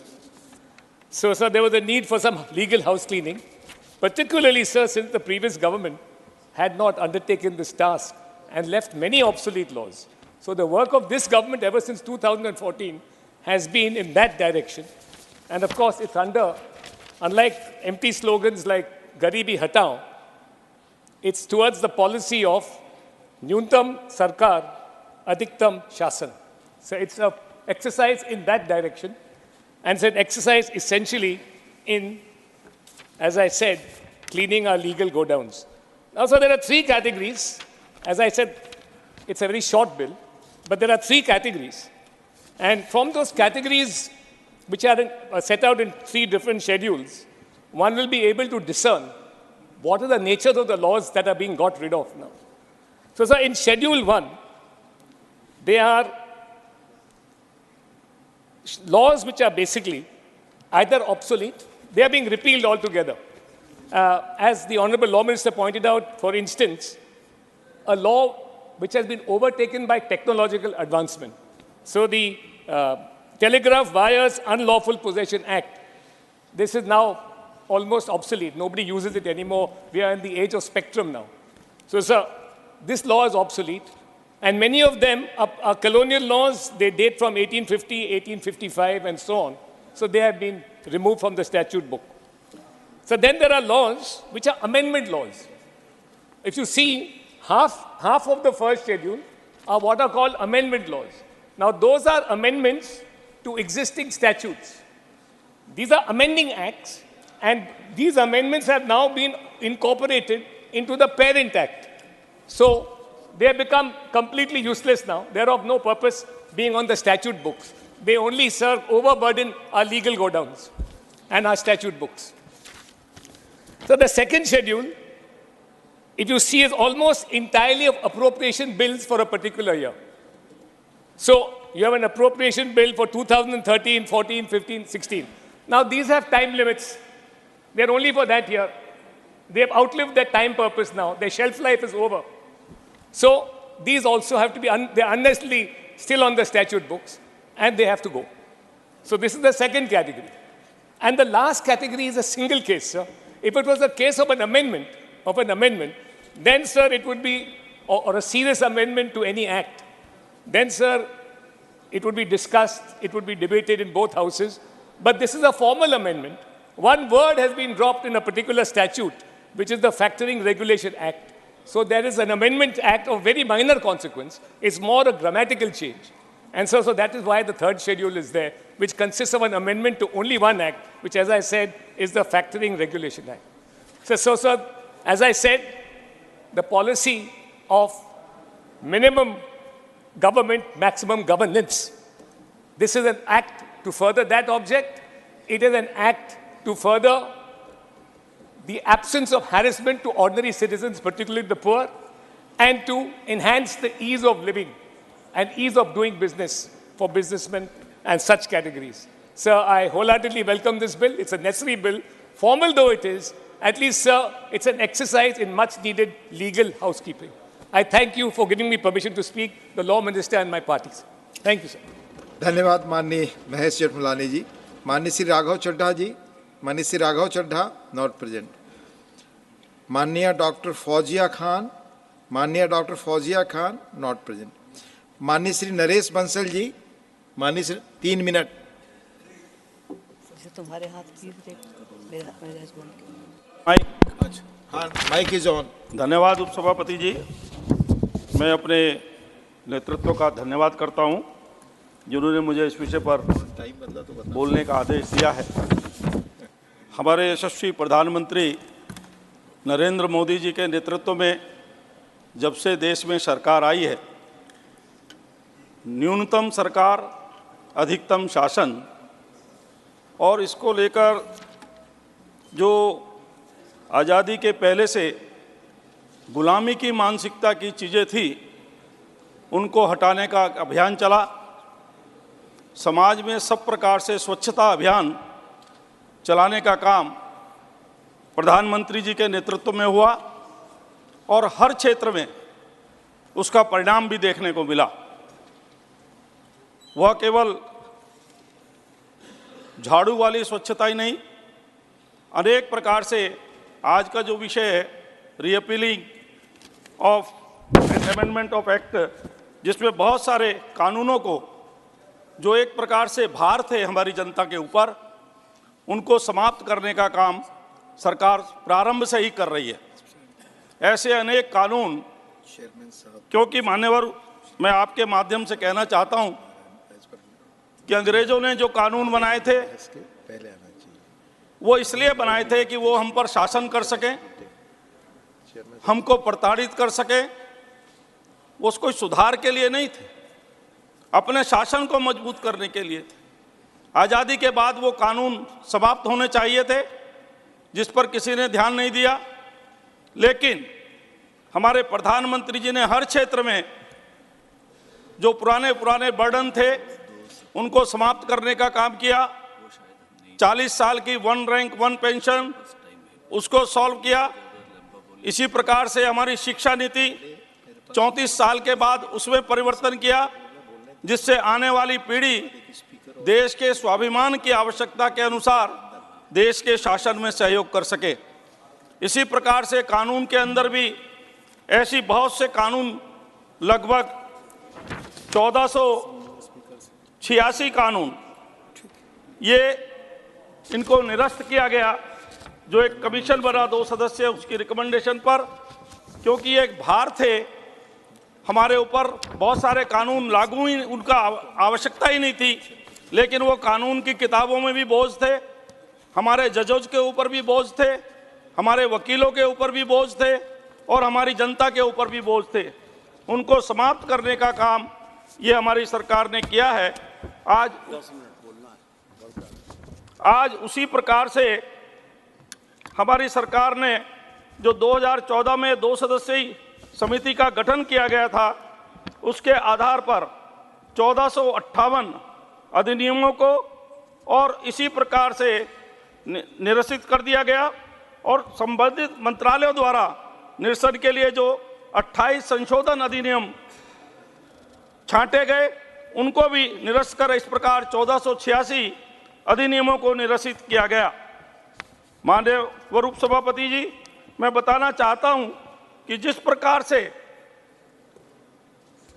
ऊपर कहा गया कि अधिनियमों को निरसित करने के लिए अभ्यास का उद्देश्य नागरिकों के लिए अनुपालन के बोझ को कम करना, हर आम आदमी को सुविधा प्रदान करना, सभी क्षेत्र में जिस प्रकार इजी डूइंग बिजनेस में अनेक प्रकार के कानूनों को निरस्त करके हम जीएसटी लेकर के आए, जिसमें 17 कानूनों को पूरे 1 नेशन 1 टैक्स करके सम्मिलित किया गया और लोगों को व्यापार में और टैक्स देने में सुविधा प्रदान की गई। इसी प्रकार से हमने इजी लिविंग में भी बहुत सारे सुधार के काम किए हैं। उसी को आगे रखते हुए हम इस प्रकार से आज ये बिल लेकर के आए हैं। माननीय हमारे कानून मंत्री जी जो बिल लेकर आए हैं, मैं उसका समर्थन करने के लिए खड़ा हुआ हूं, क्योंकि ये बिल उन 229 राज्य अधिनियमों को निरस्त करने के लिए जो राज्य को भेजा गया था, संबंधित राज्य सरकार ने अब तक 79 उसमें से निरस्त कर दिए गए हैं और आज ये 65 कानून जो अधिनियम को निरसित करने के लिए आज ये कानून पुनर्स्थापित किया गया है। इसमें 11 कानून और जोड़े गए हैं जो स्वतंत्रता से पूर्व के थे, जिनके कारण आम आदमी को बहुत असुविधा होती थी। आम आदमी के मतलब के वो कोई कानून थे नहीं, केवल कानून की किताबों में वो बोझ के रूप में पड़े हुए थे। आम आदमी को उससे परेशानी होती थी। हमारे जजेज भी उसके दबाव में रहते थे, हमारे वकील भी उसके दबाव में रहते थे और जनता को किसी प्रकार की उससे सुविधा नहीं थी। जनता के लिए भी वो एक प्रकार से हर्डल थे। लोकसभा में 27/7/2023 को इसके लिए 76 अधिनियमों के लिए जो बिल लाया गया था और वहां पर वो पास हुआ है, उसी को आज यहां पर लाया गया है। माननीय सभापति जी, हमारी सरकार न्यूनतम सरकार अधिकतम शासन इसके लिए जानी जाती है। हर क्षेत्र में कम से कम सरकारी हस्तक्षेप हो और हर आदमी को सुविधाजनक रूप से देश के नागरिक के रूप में, कर्तव्यवान नागरिक के रूप में अपना दायित्व निर्वहन करने का मौका मिले। इसके लिए हमारी सरकार हर क्षेत्र में काम कर रही है। हमने इसी प्रकार से देखा कि जो देश के अंदर विदेशों से फंडिंग वाले, बैठ जाऊं सर? नहीं, कंक्लूड करो, बैठो मत। हमने देखा कि you are making very good points. मैं कर रहा हूं सर, तो उनको कंक्लूड करो। हमने देखा कि विदेशों से फंडिंग वाले ऐसे अनेक एनजीओज थे जो देश को तोड़ने वाली ताकतों के साथ जुड़े रहते थे। ऐसे लगभग 20,000 एनजीओ निरस्त किए गए। 2 लाख के करीब शेल कंपनियां जिनके माध्यम से मनी लॉन्ड्रिंग के काम होते थे, काले धन को सफेद करने का काम होता था, उनको निरस्त किया गया। इस प्रकार से हर क्षेत्र में सुधार करने का काम हमारे यशस्वी नेता नरेंद्र मोदी जी के कार्यकाल में हो रहा है। और अभी पिछले दिनों ही हमने देखा किस प्रकार से अंग्रेजों के बनाए हुए पुलिस एक्ट और क्रिमिनल प्रोसीजर कोड और एविडेंस एक्ट उनको निरस्त करके अपने नागरिकों के स्वाभिमान के अनुसार नया कानून बनाने का काम हमारी सरकार ने किया है। इस प्रकार से सभी जो देश के ऊपर इस प्रकार के भार या अनुपयोगी कानून थे या जिस क्षेत्र में भी अनुपयोगिता है उसको समाप्त करके हम देश को अगले 25 वर्षों में संकल्पबद्ध हैं कि हम भारत को विकसित राष्ट्र बनाएंगे और उसके लिए हम इस प्रकार के सारे सुधारात्मक कदम उठाने का काम कर रहे हैं। माननीय सभापति जी, आपने मुझे बोलने का मौका दिया, उसके लिए मैं बहुत बहुत आभारी हूं। धन्यवाद, नमस्कार। Shri P. Wilson, 5 minutes, sir. Sir, this bill amends and introduces Section 3G to establish a tribal university in Telangana with the budgetary provisions of 889.07 crores for 7 years in 2 phases.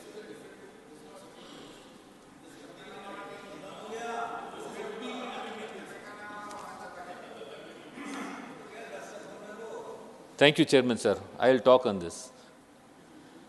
Sir, so far as this repealing bills are concerned, sir, it is better to have a sunset clause in all the bills. Whenever you introduce a bill, you should have a sunset clause so that once the bill is introduced and act is passed, that sunset clause by itself, the bill becomes defunct and it amounts to a repeal. So this sunset clause has to be introduced so that we can avoid this much of valuable time in future for having a separate repeal bills. I understand whenever you bring in an amendment by way of an act, that amendment act will be there and it can be repealed only by a repeal act. So when you introduce this type of sunset clause in the bills, that will help us to save much time of this House and we can debate on the people's issue, number one. Sir, so far as number 2 is concerned, sir, whenever you bring an act, why don't you consult the stakeholders? I have seen, sir, I have been in the Committee of Law and Justice. Sir, the judiciary is taking the strain of hearing or because of the act which is being brought.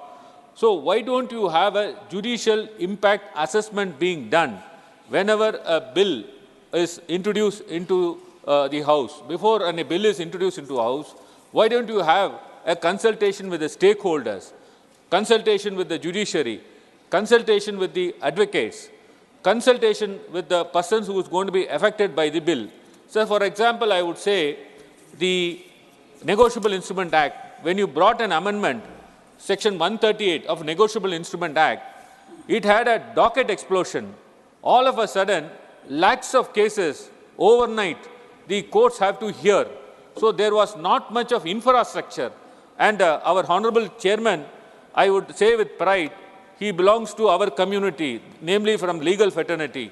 The Chairman knows that if you introduce a bill and when it becomes an act, how far it is going to have an impact on the judiciary, on the litigants. So this study can be done before a bill is being introduced so that it will not be a surprise for all of them.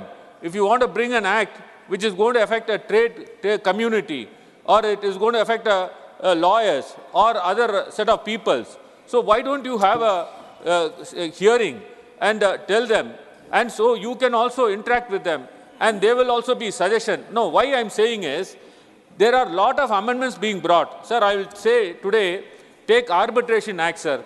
Sir, under section 34, if you want to set aside an award, the court which is hearing a matter against an award passed by an arbitrator, it has no power to modify a decree. It has to only set aside and send back again to the arbitrator. Sir, arbitrators are taking about years together. Imagine an arbitration goes on for about 5 years. And when the matter comes to the court, and the court hears the matter, and after another 5 years, if the court is not empowered to modify award and make it as a decree, and the power is only to the extent of sending it back to the arbitrator, sir, these types of power, sir, has to be regulated by way of, having a discussion with the stakeholders whenever before it is being introduced before the parliament. So that is what, sir, I would say, that these repealing acts are unnecessary. You can stop it by introducing a sunset clause at the beginning itself. So that would be my suggestion, sir, so that we can avoid, the wastage of time of this House. And if this sunset clause, this has been followed in the foreign countries, I could say. So this can be adopted, and we could save time. We can concentrate much on the people's issues, and the other issues can be taken into consideration. Number one. Sir, another important issue, sir, which I have been telling you is, sir, the social diversity is not there in the judiciary, sir.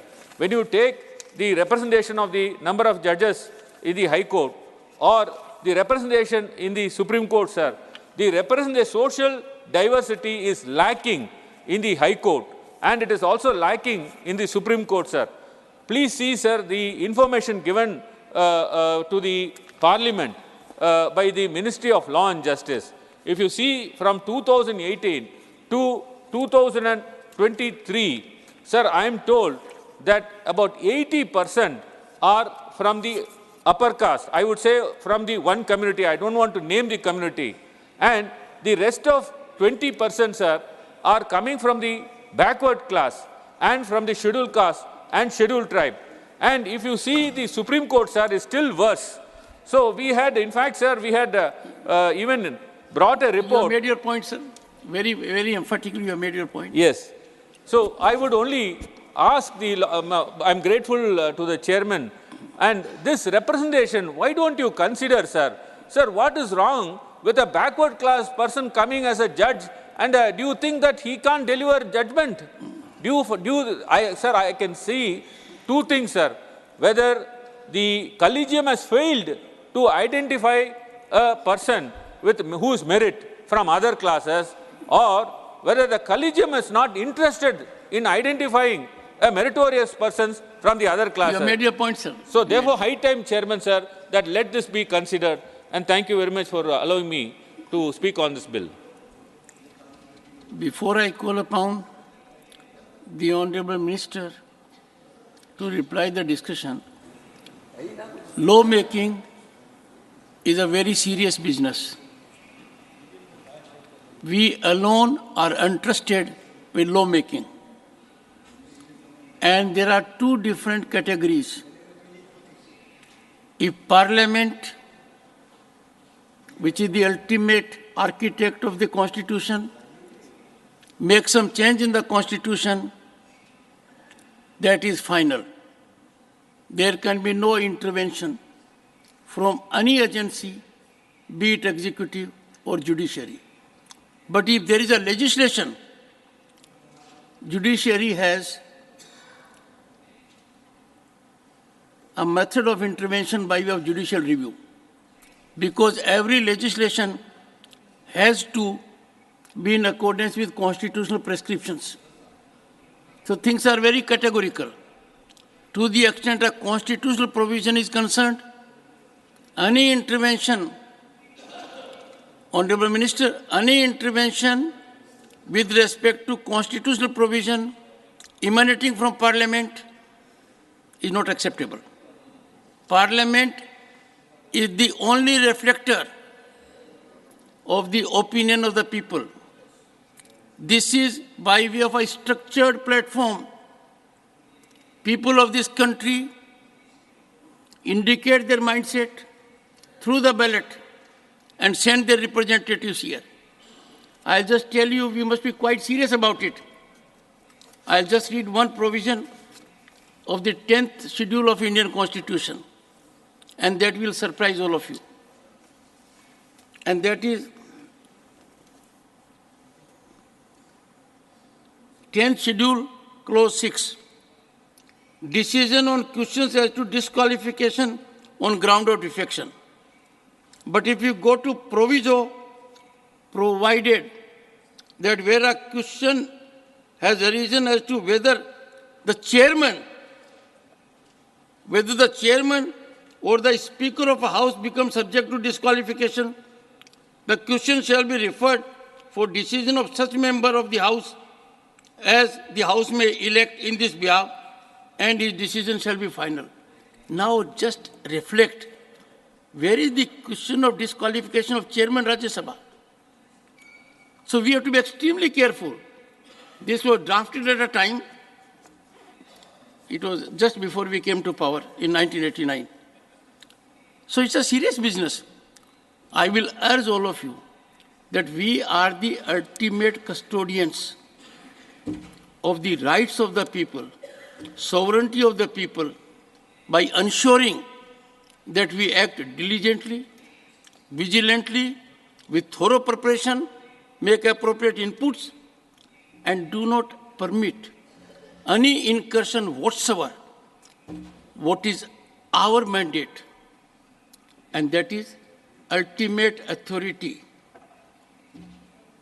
to ensure constitutional compliance and be the architect of Constitution. Any intervention in this area should be repelled. There was an occasion where we discussed an important bill. I was looking right, left, and center that someone would reflect, can the highest court of the land make an interim legal arrangement? That is 100% mandate of this House. I am sure we will engage more seriously when it comes to lawmaking. Honorable Minister, Sri Arjun Ram Meghwal, to reply the discussion.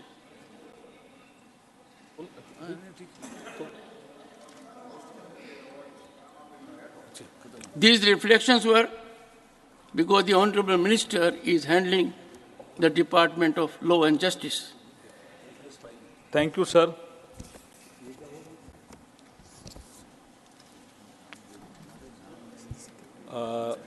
Honorable Chairman, sir, ये जो the repealing and amending bill जिस पे आज ये महान सदन चर्चा कर रहा है, इस बिंदु पर या इस बिल पर 8 लोगों ने अपने विचार रखे।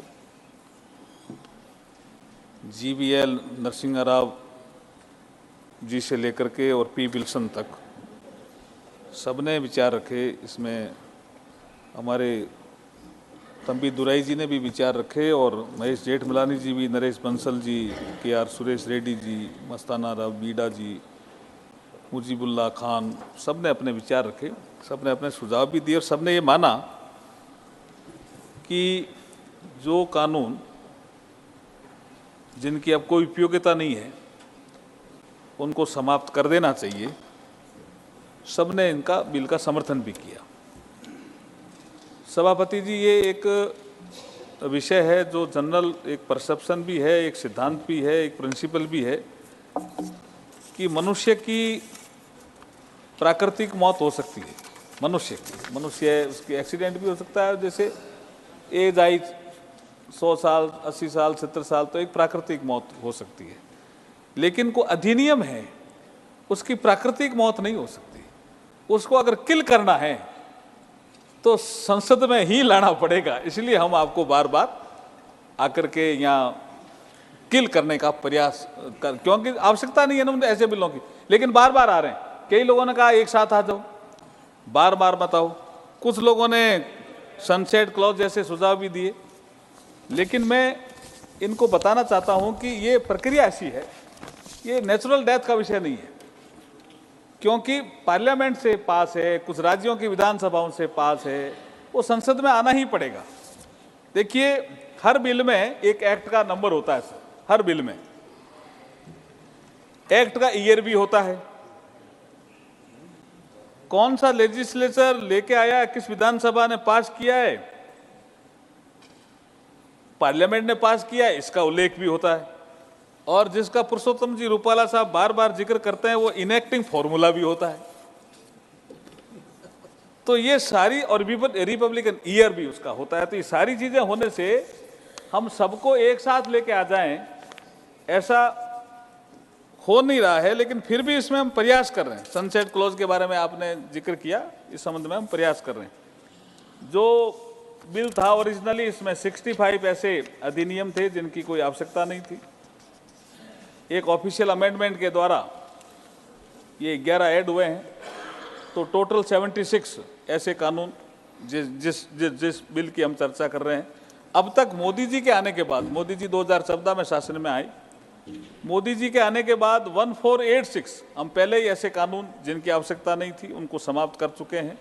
76 ये जो आज मान सदन इसको पास करेगा, तो टोटल 1562 ऐसे कानून जो जिनकी आवश्यकता नहीं है वो समाप्त हो जाएंगे। तो जो नरेंद्र मोदी जी का एक प्रिंसिपल था, मिनिमम गवर्नमेंट मैक्सिमम गवर्नेंस, इस दिशा में हम तेजी से बढ़ रहे हैं और इससे नागरिकों के ईज ऑफ डूइंग बिजनेस और ईज ऑफ लिविंग का भी मार्ग जो है वो आगे बढ़ रहा है। कुछ ऐसे बिल थे जिनका जिक्र मैं अभी कर रहा था आपके आने से पहले, कि जैसे कुछ ऐसे बिल थे जिनकी कोई आवश्यकता नहीं है और नागरिकों को तंग करने के अलावा कोई काम नहीं। जैसे पहले मैंने टेलीग्राम वायर का जिक्र किया कि कोई रख नहीं सकता, अब टेलीग्राम वायर नाम की जैसी कोई विषय है बचा ही नहीं है, अनलॉफुल एक्टिविटी बची ही नहीं है। ऐसे ही एक शुगर कैन का विषय था कि शुगर कैन को हम असेंशियल कमोडिटी जैसा मानेंगे। अब असेंशियल कमोडिटी एक्ट आ गया, उसमें चीज़ें डिफाइन होगी, शुगर कैन का उसमें विषय ही नहीं रहा। तो ऐसे अननेसेसरी के एक्ट थे, लेकिन इस पर सोचा नहीं किसी ने। हम अगर यूपीए कालखंड की बात करें, 2004 और 14 में साहब ऐसा एक्ट जिसकी प्रचलन में किसी आवश्यकता नहीं, वो समाप्त नहीं हुआ।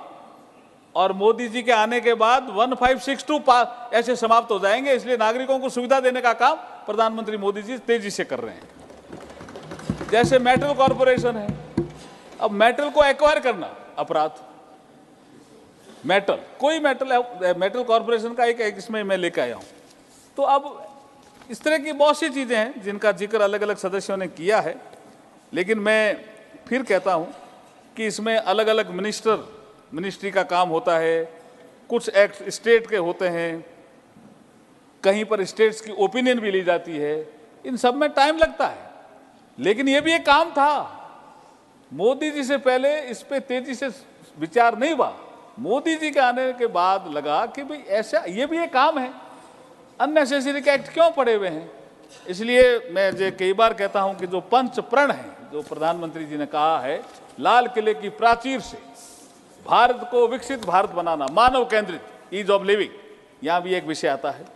गुलामी का कोई भी अंश हो उससे मुक्ति मिलनी चाहिए। ये कानून जो गुलामी के पीरियड के बने हुए हैं उससे हमें मुक्ति मिल रही है, वो भी पंच प्रण के माध्यम से हमें उसमें जो है, जो प्रधानमंत्री जी के पंच प्रण का विषय है, उस दिशा में भी हम तेजी से बढ़ रहे हैं।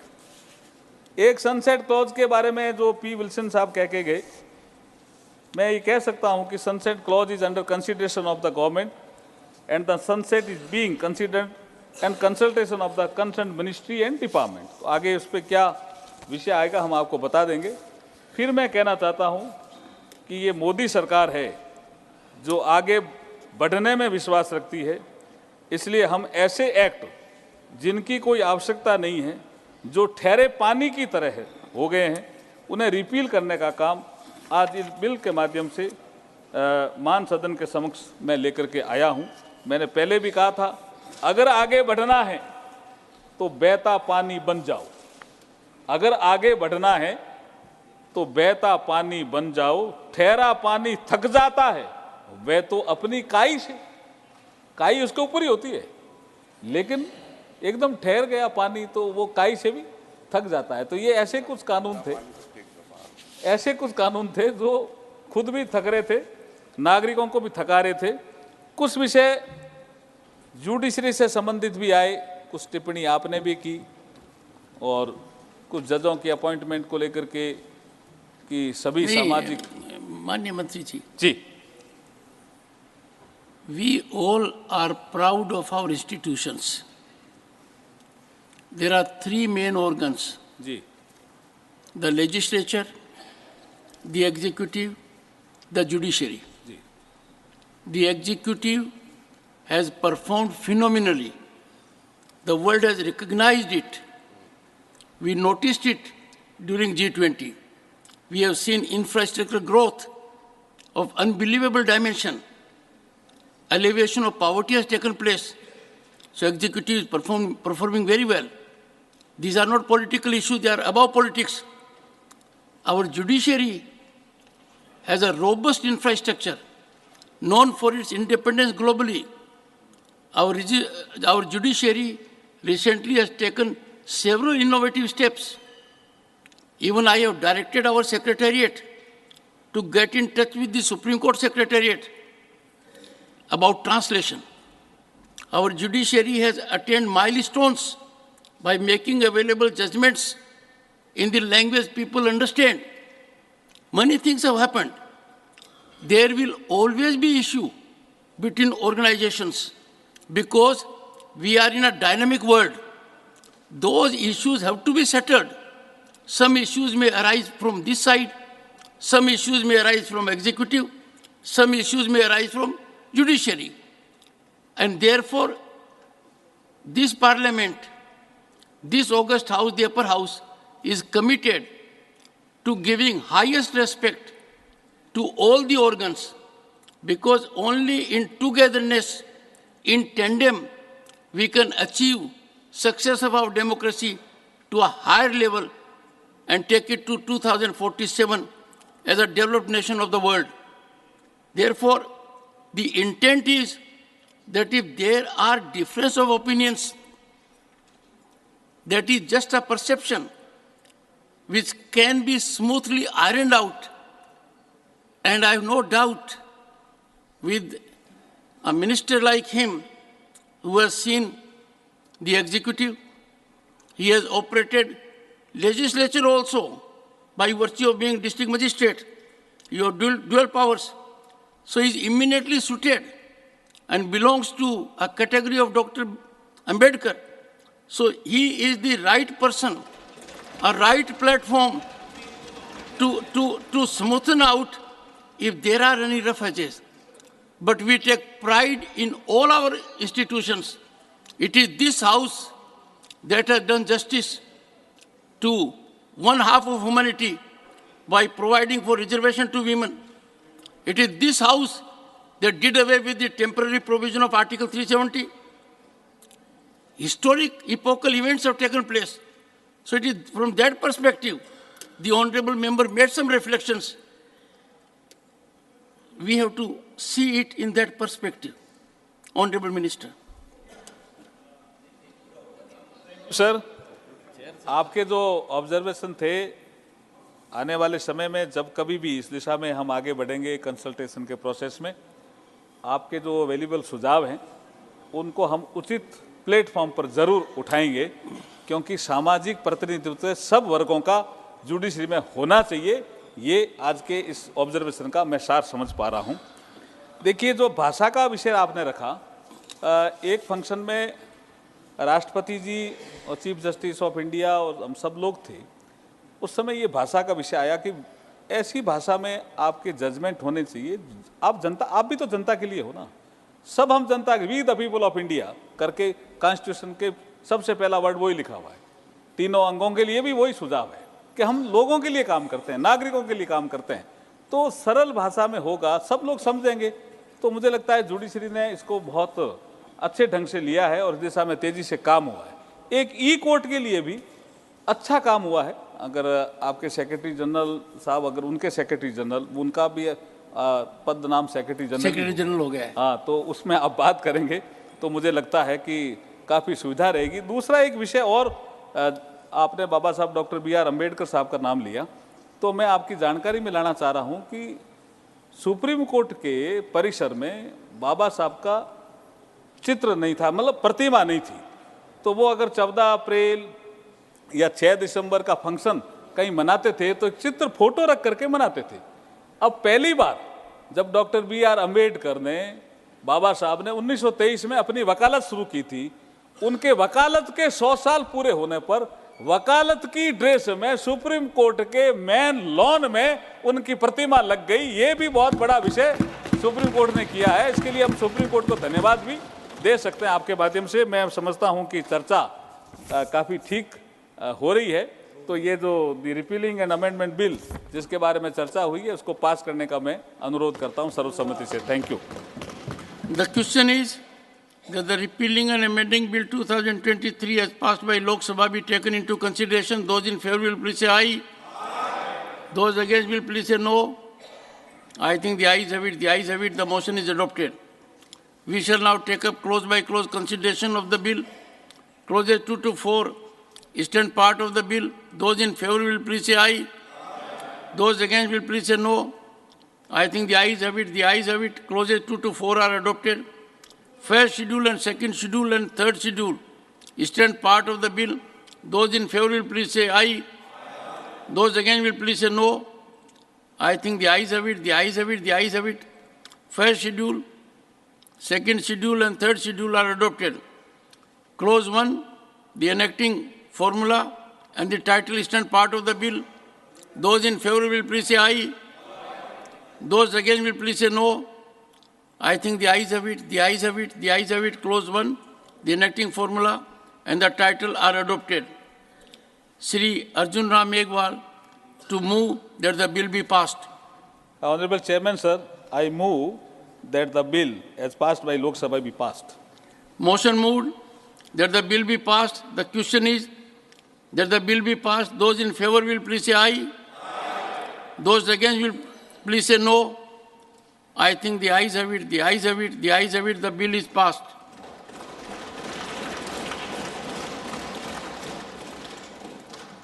Honorable members, I had indicated to the House that I'll come back to the House with respect to an update on the incident.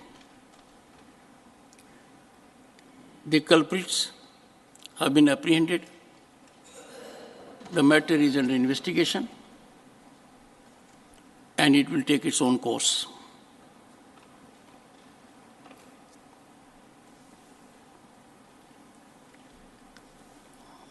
Honorable members, I wish to seek sense of the House.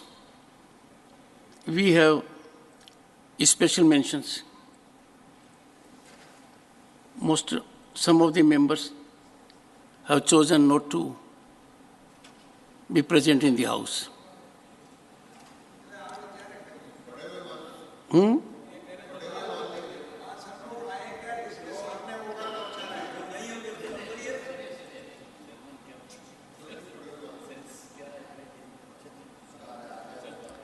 बात कुछ भी होती है, पर कारण कुछ भी हो, इस कुर्सी पर बैठने वाले का दिल बहुत बड़ा होता है। जो नहीं है, उनके अधिकारों का ध्यान ज़्यादा रखना पड़ता है। ये मैं उनके विवेक पर सोचता हूँ कि उन्होंने अपना उत्तरदायित्व कितना निभाया, किस तरीके से निभाया। I think sense of the House is that we take it on the next day. Because reading a special mention is not ritualistic. Every member is benefited by listening to it. Every member gets enlightened thereof. This is an exercise too serious and we must take it as such. Do I have leave of the House? So the special mentions will be taken up in due course. The House stands adjourned to meet at 11 a.m. on Thursday, the 14th December 2023.